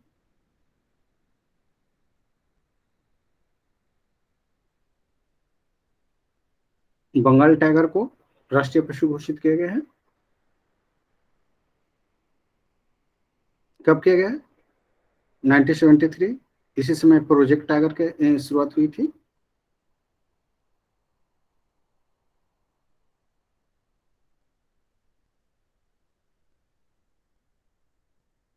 आगे चलते हैं। देख लीजिए। राष्ट्रीय पक्षी, नेशनल बर्ड, ये कौन है? मोर है। भारतीय में मोर।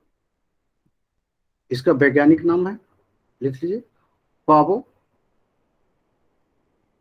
क्रिस्टेटस।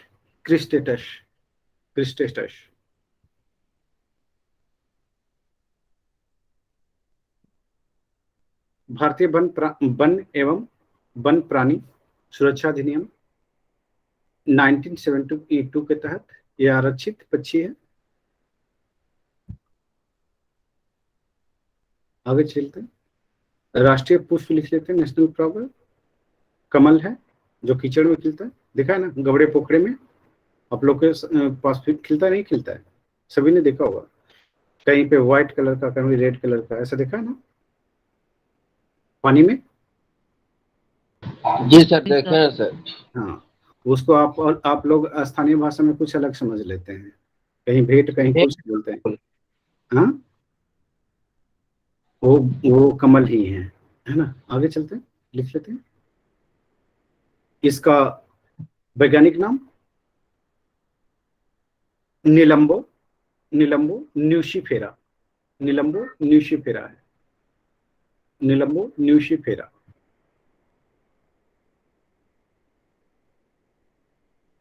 राष्ट्रीय वृक्ष बरगद है। इसका वैज्ञानिक नाम फाइकस या फीकस, जो भी लिखना है, फाइकस।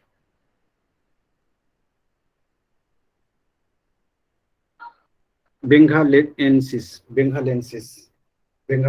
है। राष्ट्रीय फल जानते ही हैं, क्या है? कटहल। Mango sir. आम। सबसे बड़ा फल कटहल है। लिख लीजिए। राष्ट्रीय फल आम है, कटहल।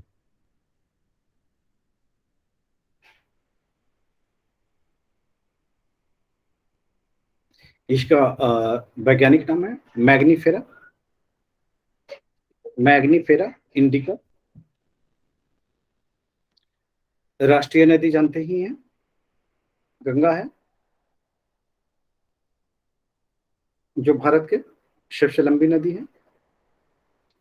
कुल लंबाई 25 किलोमीटर।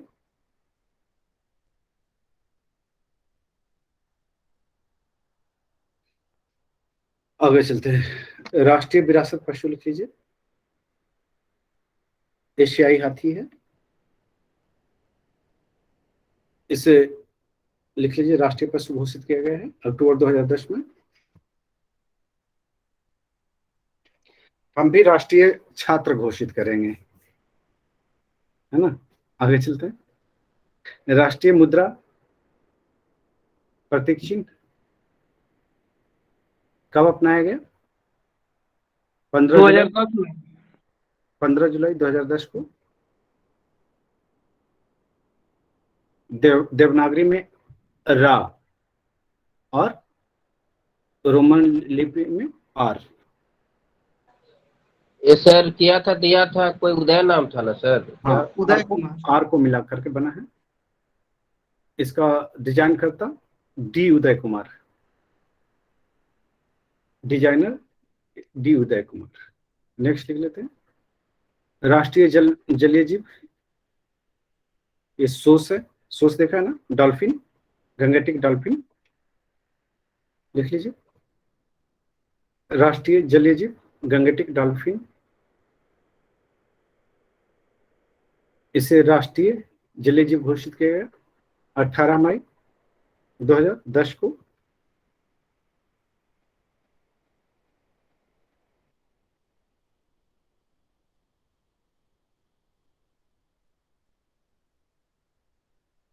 आगे बढ़ते हैं।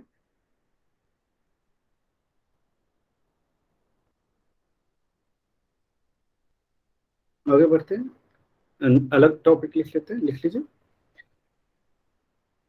संघ और उसका राज्य क्षेत्र। संघ और उसका राज्य क्षेत्र।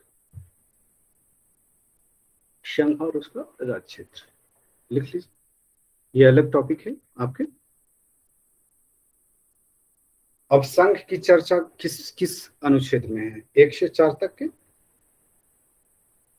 अनुच्छेद, 1 से 4 तक, भाग 1 में।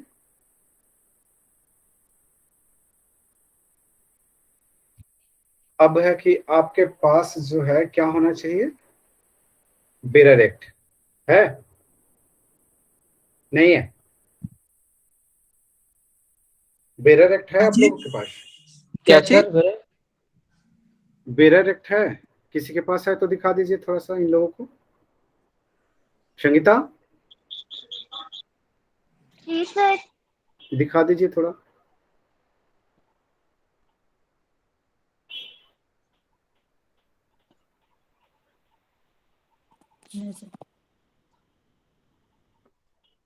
दिख रहा है? बेरर एक्ट दिख रहा है? दिखा आप लोगों को? भारत का संविधान। हाँ, ये तो केवल लिखा हुआ सर भारत का संविधान। और क्या दिखाएगा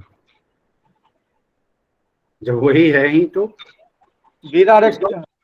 हाँ, उसको उसको फोटो खींच करके बैच 5 में भेज दीजिए। सर शेयर कर देते हैं लिंक हाँ। इसका। शेयर कर दीजिए। ठीक है।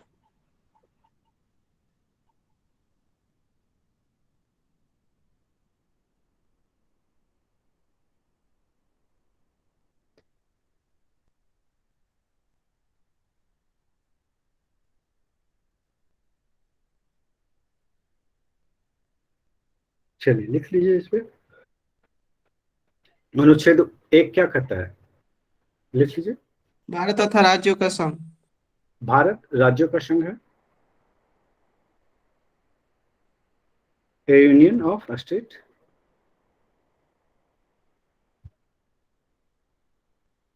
अब राज्यों का संघ का मतलब क्या है?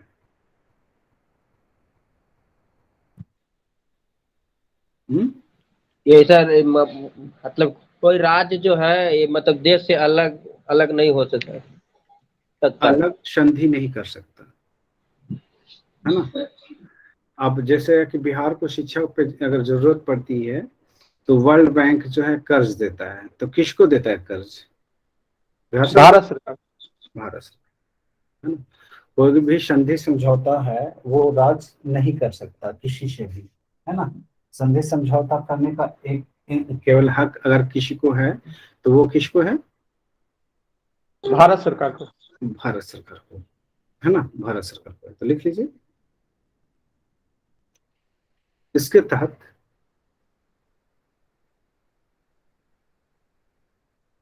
भारतीय प्रसंघ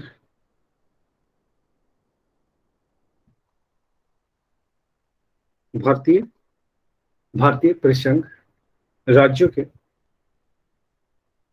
किसी समझौते का परिणाम नहीं है, परिणाम नहीं है। अर्थात प्रशासनिक दृष्टिकोण से या प्रशासनिक सुविधा के लिए देश को राज्यों में बांटा गया है। देश को राज्यों में बांटा गया है, जबकि इसका उलट है कहाँ? इसका उलट कहाँ है? यूएस, है ना। इसका उलट है सीधे सीधे, है ना, अलग ही दिखता है नहीं। तो चलिए आगे कर लेते हैं, नेक्स्ट पॉइंट लिख लेते हैं। कोई राज्य स्वतंत्र नहीं हो सकता क्या?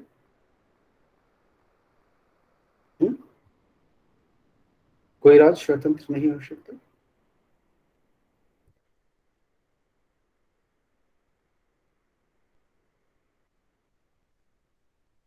कोई राज्य स्वतंत्र नहीं हो सकता।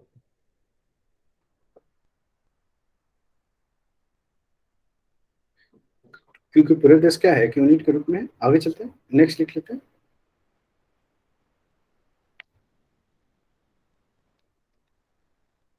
अभी वर्तमान में कितने राज्य हैं? 28 राज्य। 28 जी सर, और 8 केंद्र शासित सर। हाँ, 8 केंद्र शासित प्रदेश। वर्तमान में कुल 8 राज्य हैं और 8 केंद्र शासित प्रदेश हैं।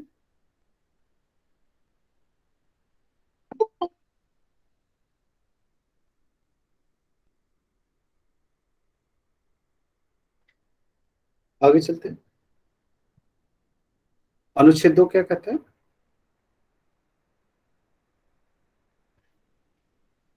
लिख लीजिए, संसद को संघ में नए राज्यों के प्रवेश या स्थापना करने के लिए विधि बनाने का अधिकार देता है, यह अधिकार है। इसके तहत नए राज्यों के गठन या वर्तमान राज्यों के क्षेत्र उसकी सीमाओं में परिवर्तन हो सकता है। क्षेत्र, सीमा या नामों में परिवर्तन अनुच्छेद 2 के तहत किया जाएगा। नेक्स्ट लिख लेते हैं, अनुच्छेद 3।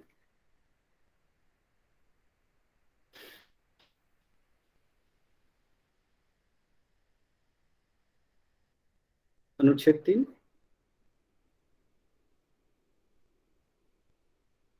3 लिख लीजिए, अनुच्छेद 3 ये क्या कहता है?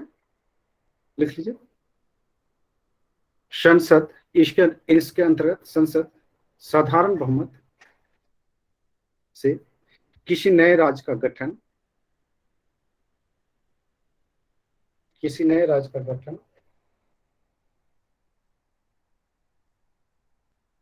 या किसी वर्तमान राज्य के क्षेत्र सीमा या नामों में परिवर्तित कर सकती है।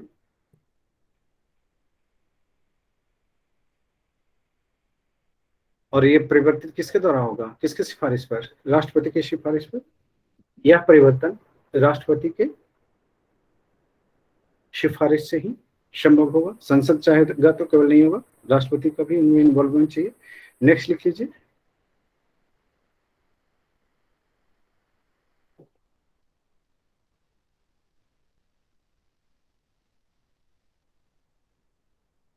आर्टिकल 4 क्या कहता है?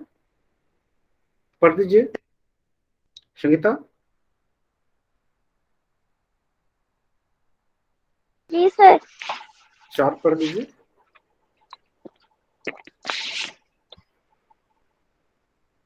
पहली अनुसूची और चौथी अनुसूची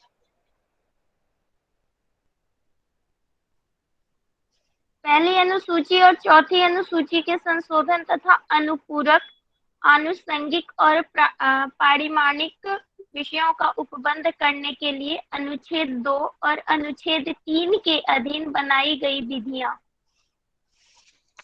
अनुच्छेद 2 या अनुच्छेद 3 में निर्दिष्ट किसी विधि में पहली अनुसूची और चौथी अनुसूची के संशोधन के लिए ऐसे उपबंध अंतर्विष्ट होंगे जो उस विधि के उपबंधों को प्रभावी करने के लिए आवश्यक हों तथा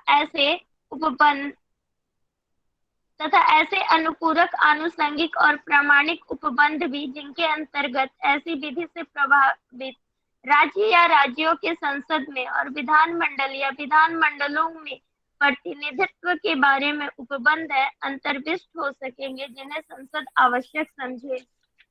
लिख लीजिए इसको। अनुच्छेद 4 अनुच्छेद 4 लिख लीजिए।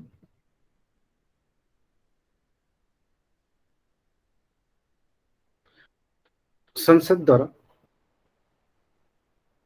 अनुच्छेद 2 अथवा 3 के अंतर्गत बनाई गई विधि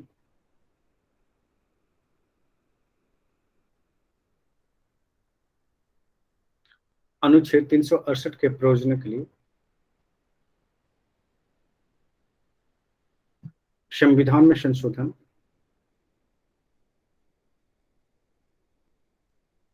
करने वाली विधि नहीं समझी जाएगी, नहीं समझी जाएगी।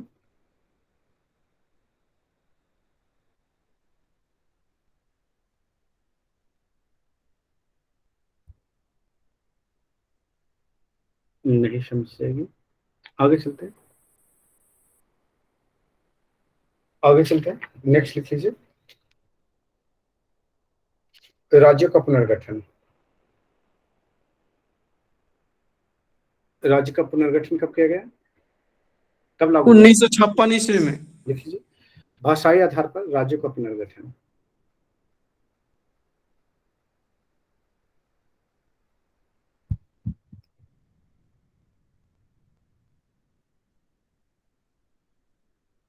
इसके लिए जो है कि पहला समिति था, लिख लीजिए।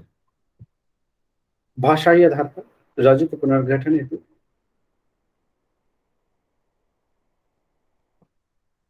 27 नवंबर 1947 को 27 नवंबर 1947 को न्यायमूर्ति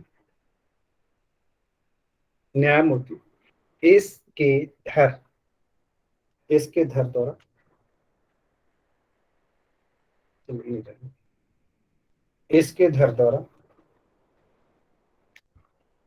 एस के धर की अध्यक्षता में डॉक्टर राजेंद्र प्रसाद द्वारा 4 सदस्यीय भाषाई प्रांत आयोग का गठन किया गया। भाषाई प्रांत आयोग का गठन किया गया। नेक्स्ट पॉइंट, इस आयोग ने 10 दिसंबर 1948 को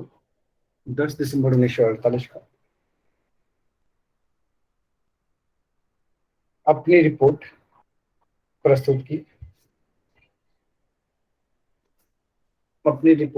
की। इसके तहत इस आयोग ने सिफारिश किया कि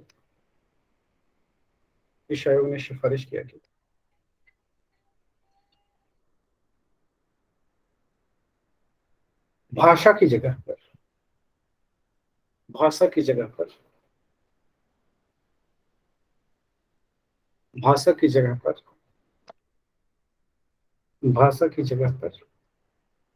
प्रशासनिक, भौगोलिक,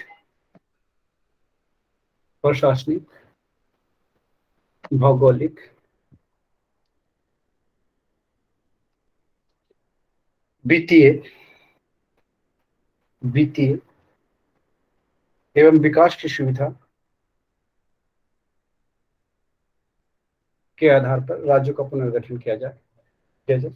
इसने खारिज कर दिया भाषा के आधार पर राज्यों का पुनर्गठन को, है ना। तो फिर नेक्स्ट आयोग का गठन होगा। चलिए लिख लेते हैं, नेक्स्ट लिख लेते हैं, नेक्स्ट पॉइंट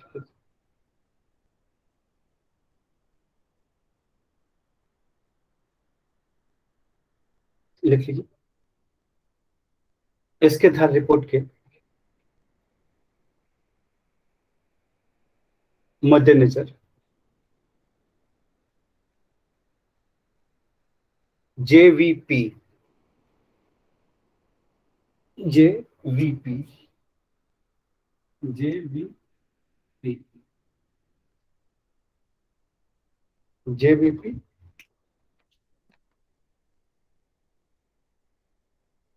समिति का गठन किया गया। इसके सदस्य थे जवाहरलाल नेहरू, लिख लीजिए, जवाहरलाल नेहरू, वल्लभ भाई पटेल और पटाभी सीतारमैया। ये पूछा हुआ, ये 3 सदस्य समिति थी, लिख लेते हैं। नेक्स्ट, इस आयोग ने अपना रिपोर्ट 1 अप्रैल 1949 को प्रस्तुत किया। इस आयोग ने भी भाषाई आधार पर राज्यों के पुनर्गठन का विरोध किया।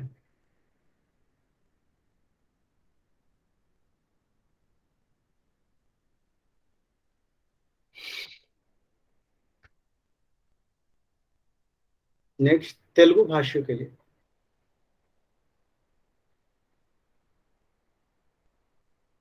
भाषा के आधार पर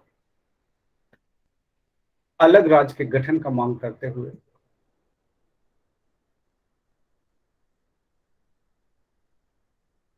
पोट्टी श्रीरामुलु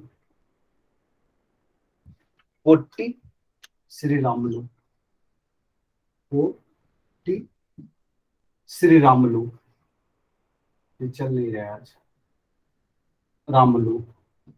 पोट्टी श्रीरामुलु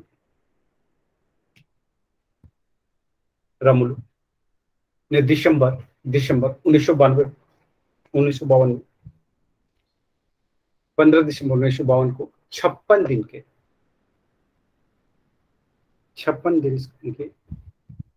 भूख हड़ताल के बाद उनकी मृत्यु हो गई। पोट्टी श्रीरामुलु की 56 दिनों की भूख हड़ताल के बाद उनकी मृत्यु हो गई। कब हो गई? 15 दिसंबर 1952 को।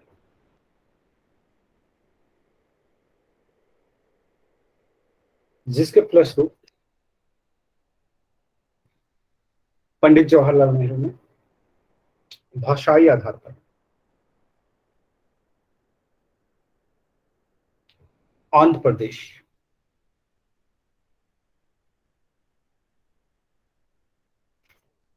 के गठन की घोषणा की।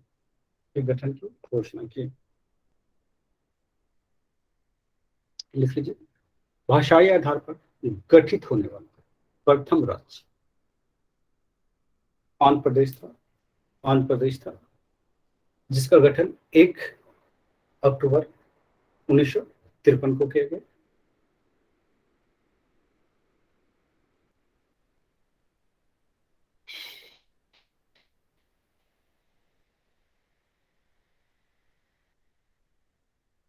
लिख लीजिए, राज्य पुनर्गठन आयोग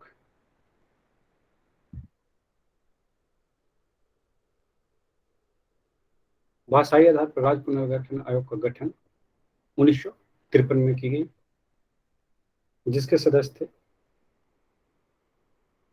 के.एम. पनिक्कर, हृदयनाथ कुजरू और फजल अली, है ना। इस आयोग का अध्यक्ष कौन था? फजल अली। इसलिए फजल अली की ये क्या कहते हैं, आयोग भी कहा जाता है इसे, फजल अली। नेक्स्ट लिख देते हैं। इस आयोग ने अपनी रिपोर्ट 30 दिसंबर 1955 को सौंपी। तो आपसे पूछा जाता है कि राज्य पुनर्गठन आयोग का गठन कब किया गया था, ये पूछा हुआ है यूपीएससी में। तो 1953 में रिपोर्ट कब प्रस्तुत किया? 1955 में।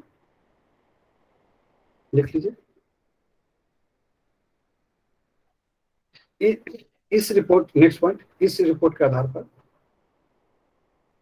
राज्य पुनर्गठन अधिनियम 1956 पारित किया गया। अब पूछा आ जाएगा कि ये क्या कहते हैं, राज्य पुनर्गठन अधिनियम कब पारित किया गया? तो ये 1956।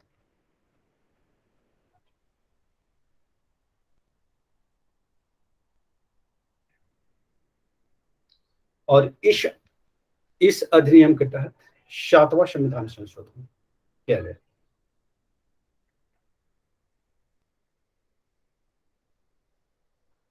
सातवां संविधान संशोधन किया गया है। 7वां संविधान संशोधन किया गया।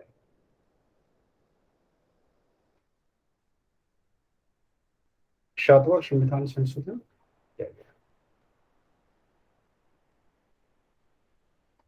7वां संविधान संशोधन किया गया। नेक्स्ट लिख लेते हैं। इसके तहत मूल संविधान के राज्यों की 4 श्रेणी क ख ग समाप्त कर 14 राज्य और 6 केंद्र शासित प्रदेश का गठन किया गया। 14 राज्य और 6 केंद्र शासित प्रदेश का गठन किया गया।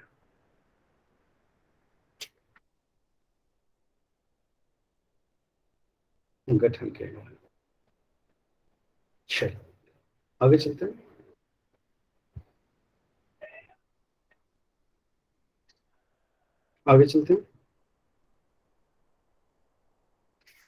नेक्स्ट लिख लीजिए। 14वें संविधान संशोधन अधिनियम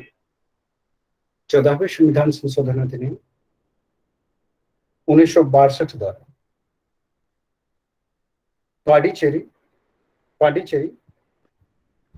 को भारत का केंद्र शासित राज्य बनाया गया।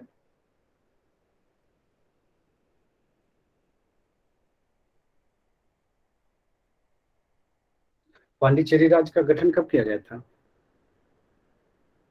1954 में। 1954 में फ्रांसीसियों के उपनिवेश फ्रांसीसी जब छोड़ के जा रहे थे तो कारिकल माहे और कौन था?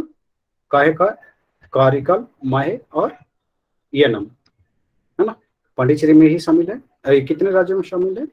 2 या 3? 3 में होगा। कारिकल तो केरल में है ना? कारिकल केरल में है। येनम कहाँ है? पांडिचेरी कहाँ है? देखिए, दिख रहा है? मैपिंग तो देखा नहीं होगा ना। आगे चलते हैं। नेक्स्ट लिख लेते हैं। 1961 में सैनिक कार्रवाई द्वारा गोवा दमन एवं द्वीप को पुर्तगालियों से मुक्त कराकर संघ राज्य का दर्जा दिया गया।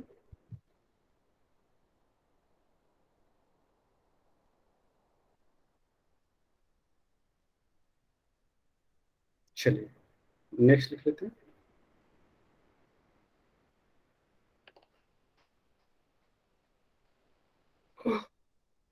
नए राज्यों का गठन करके दे लीजिए, छोटा सा हेडिंग बॉक्स बना लीजिए। आंध्र प्रदेश का गठन 1953 में। गुजरात का गठन 1960 में। किससे हुआ है गुजरात का? महाराष्ट्र से अलग होकर के, बंबई को अलग करके, है ना, गुजरात और महाराष्ट्र बना दिए गए। नेक्स्ट लिख लेते हैं। नागालैंड का गठन 1963 में। हरियाणा 66 में पंजाब से अलग हुआ है। ये हिंदी भाषी क्षेत्र है। नेक्स्ट भाषा के आधार पर हुआ। नेक्स्ट लिख लेते हैं। हिमाचल प्रदेश ये जो है 1971 में। मेघालय, मणिपुर और त्रिपुरा 1972 में। छत्तीसगढ़ 1 नवंबर 2000 को। उत्तराखंड 9 नवंबर 2000 को। झारखंड 15 नवंबर 2000 को। और तेलंगाना 2 जून 2000 14 को क्षेत्रीय परिषद लिख लीजिए, क्षेत्रीय परिषद को गठन। अच्छा ऐसा बताइए तो ये जो नए राज्य जो गठित हुए थे, छत्तीसगढ़ कौन सा राज्य था? एमपी से कट के बना है। हाँ बताइए। ये 26वां राज्य था। हो गया उत्तराखंड लिख लीजिए, ऐसे 26वां राज्य था छत्तीसगढ़ और 27वां उत्तराखंड था। 15वां राज्य गुजरात, 16वां राज्य नागालैंड, असम से अलग हुआ है।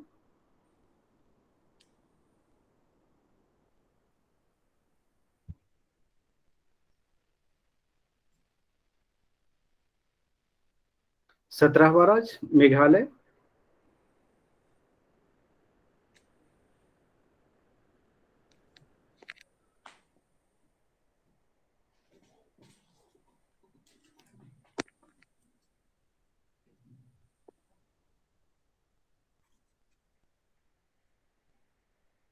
छत्तीसवां संशोधन द्वारा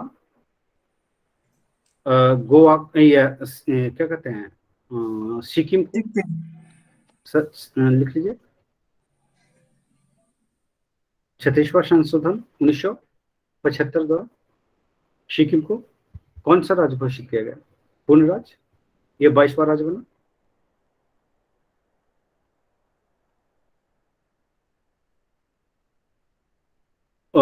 मिजोरम 23वां राज्य बना। अरुणाचल प्रदेश 24वां राज्य।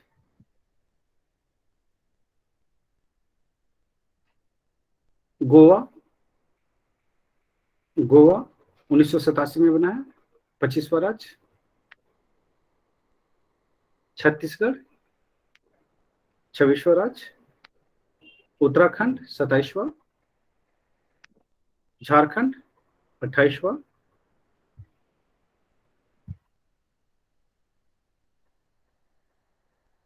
और उसके बाद तेलंगाना 29वां बना था।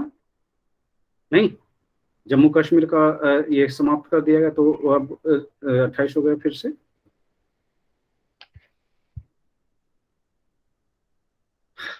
आगे चलते हैं, क्षेत्रीय परिषद लिख लेते हैं। रीजनल काउंसिल, रीजनल काउंसिल क्षेत्रीय परिषद।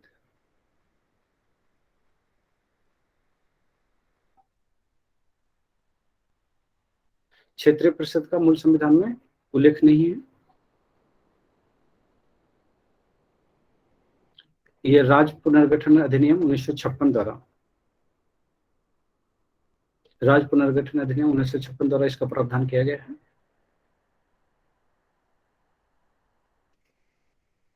इसका गठन राष्ट्रपति के द्वारा किया जाता है।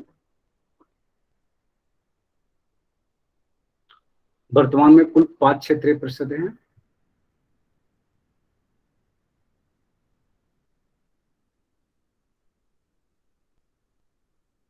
इसके सदस्य होते हैं भारत के गृह मंत्री या राष्ट्रपति द्वारा मनोनीत केंद्रीय मंत्री,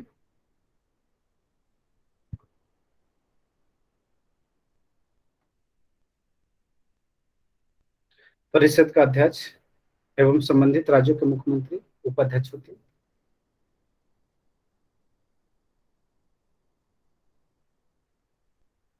लिख लीजिए, क्षेत्रीय परिषद केवल चर्चात्मक और परामर्शदात्री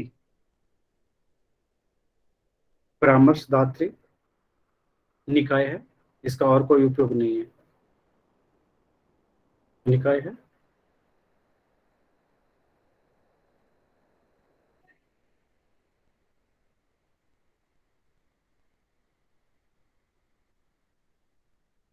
आगे चलते हैं, नेक्स्ट लिख लीजिए। नेक्स्ट,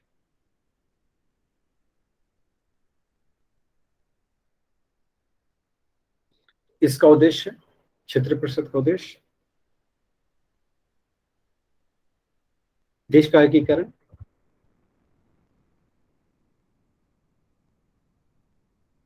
राज्य की भावना प्राप्त करना, क्षेत्रवाद, भाषाई एवं विशेषतावाद के विकास को रोकना,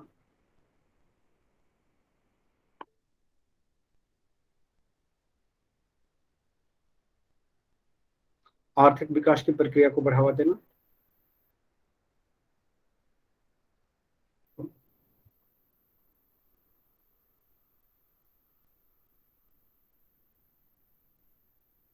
सामाजिक समरसता को बनाए रखना,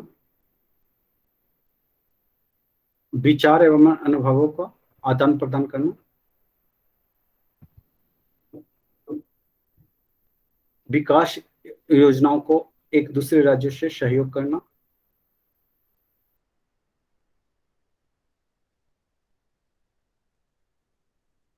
लिख लीजिए।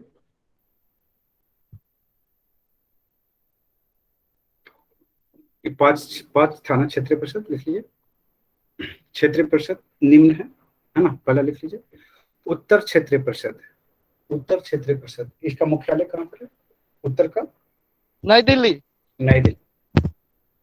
इसमें शामिल राज्य है पंजाब, हरियाणा, राजस्थान, पंजाब हरियाणा राजस्थान, पंजाब हरियाणा राजस्थान, हिमाचल प्रदेश, जम्मू कश्मीर,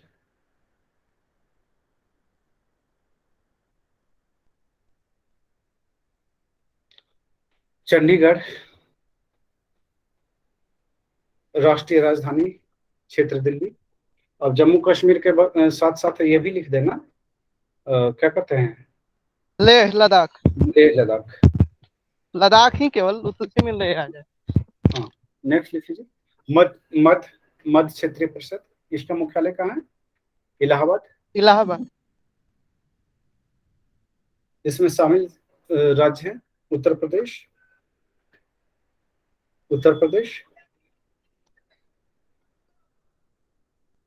मध्य प्रदेश, उत्तराखंड और छत्तीसगढ़। लिख लीजिए। दक्षिण क्षेत्रीय राज्य, दक्षिण क्षेत्रीय परिषद, दक्षिण क्षेत्रीय परिषद लिख लीजिए। दक्षिण क्षेत्रीय परिषद, दक्षिण क्षेत्रीय परिषद। इलाहाबाद को सर प्रयागराज लिख सकते हैं? का है, सर दर्द है?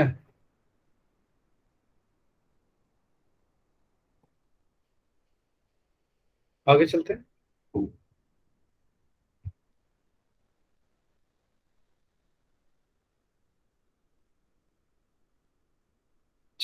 दक्षिण क्षेत्रीय परिषद, इसका मुख्यालय है चेन्नई।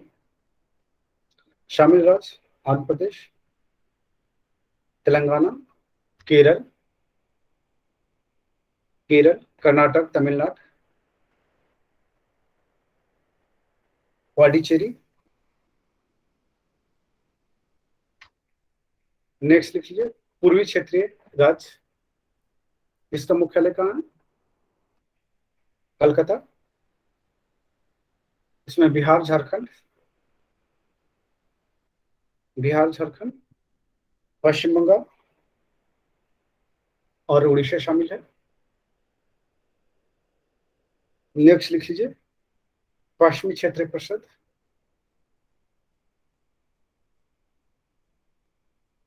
इसका मुख्यालय कहाँ है? मुंबई में। शामिल राज्य महाराष्ट्र, गुजरात, गोवा, दमनदीप, नागर हवेली,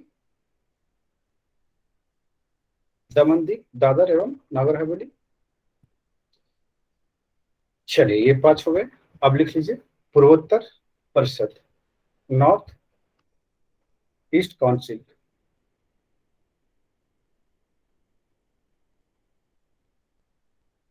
लिख लीजिए। पूर्वोत्तर परिषद का गठन पूर्वोत्तर परिषद अधिनियम 1971 के तहत किया गया है। ये 5 से अलग है, ठीक है। इसमें शामिल राज्य हैं असम, मणिपुर, असम, मणिपुर, मिजोरम, अरुणाचल प्रदेश, नागालैंड, मेघालय, त्रिपुरा और सिक्किम। ठीक है, इसका भी कार्य वैसे ही है जैसे क्षेत्रीय परिषदों का है। ओके, तो चलिए शाम में है कि हम नागरिकता संबंधी प्रावधान को देखेंगे और हम उस पर बातें करेंगे। Okay, bearer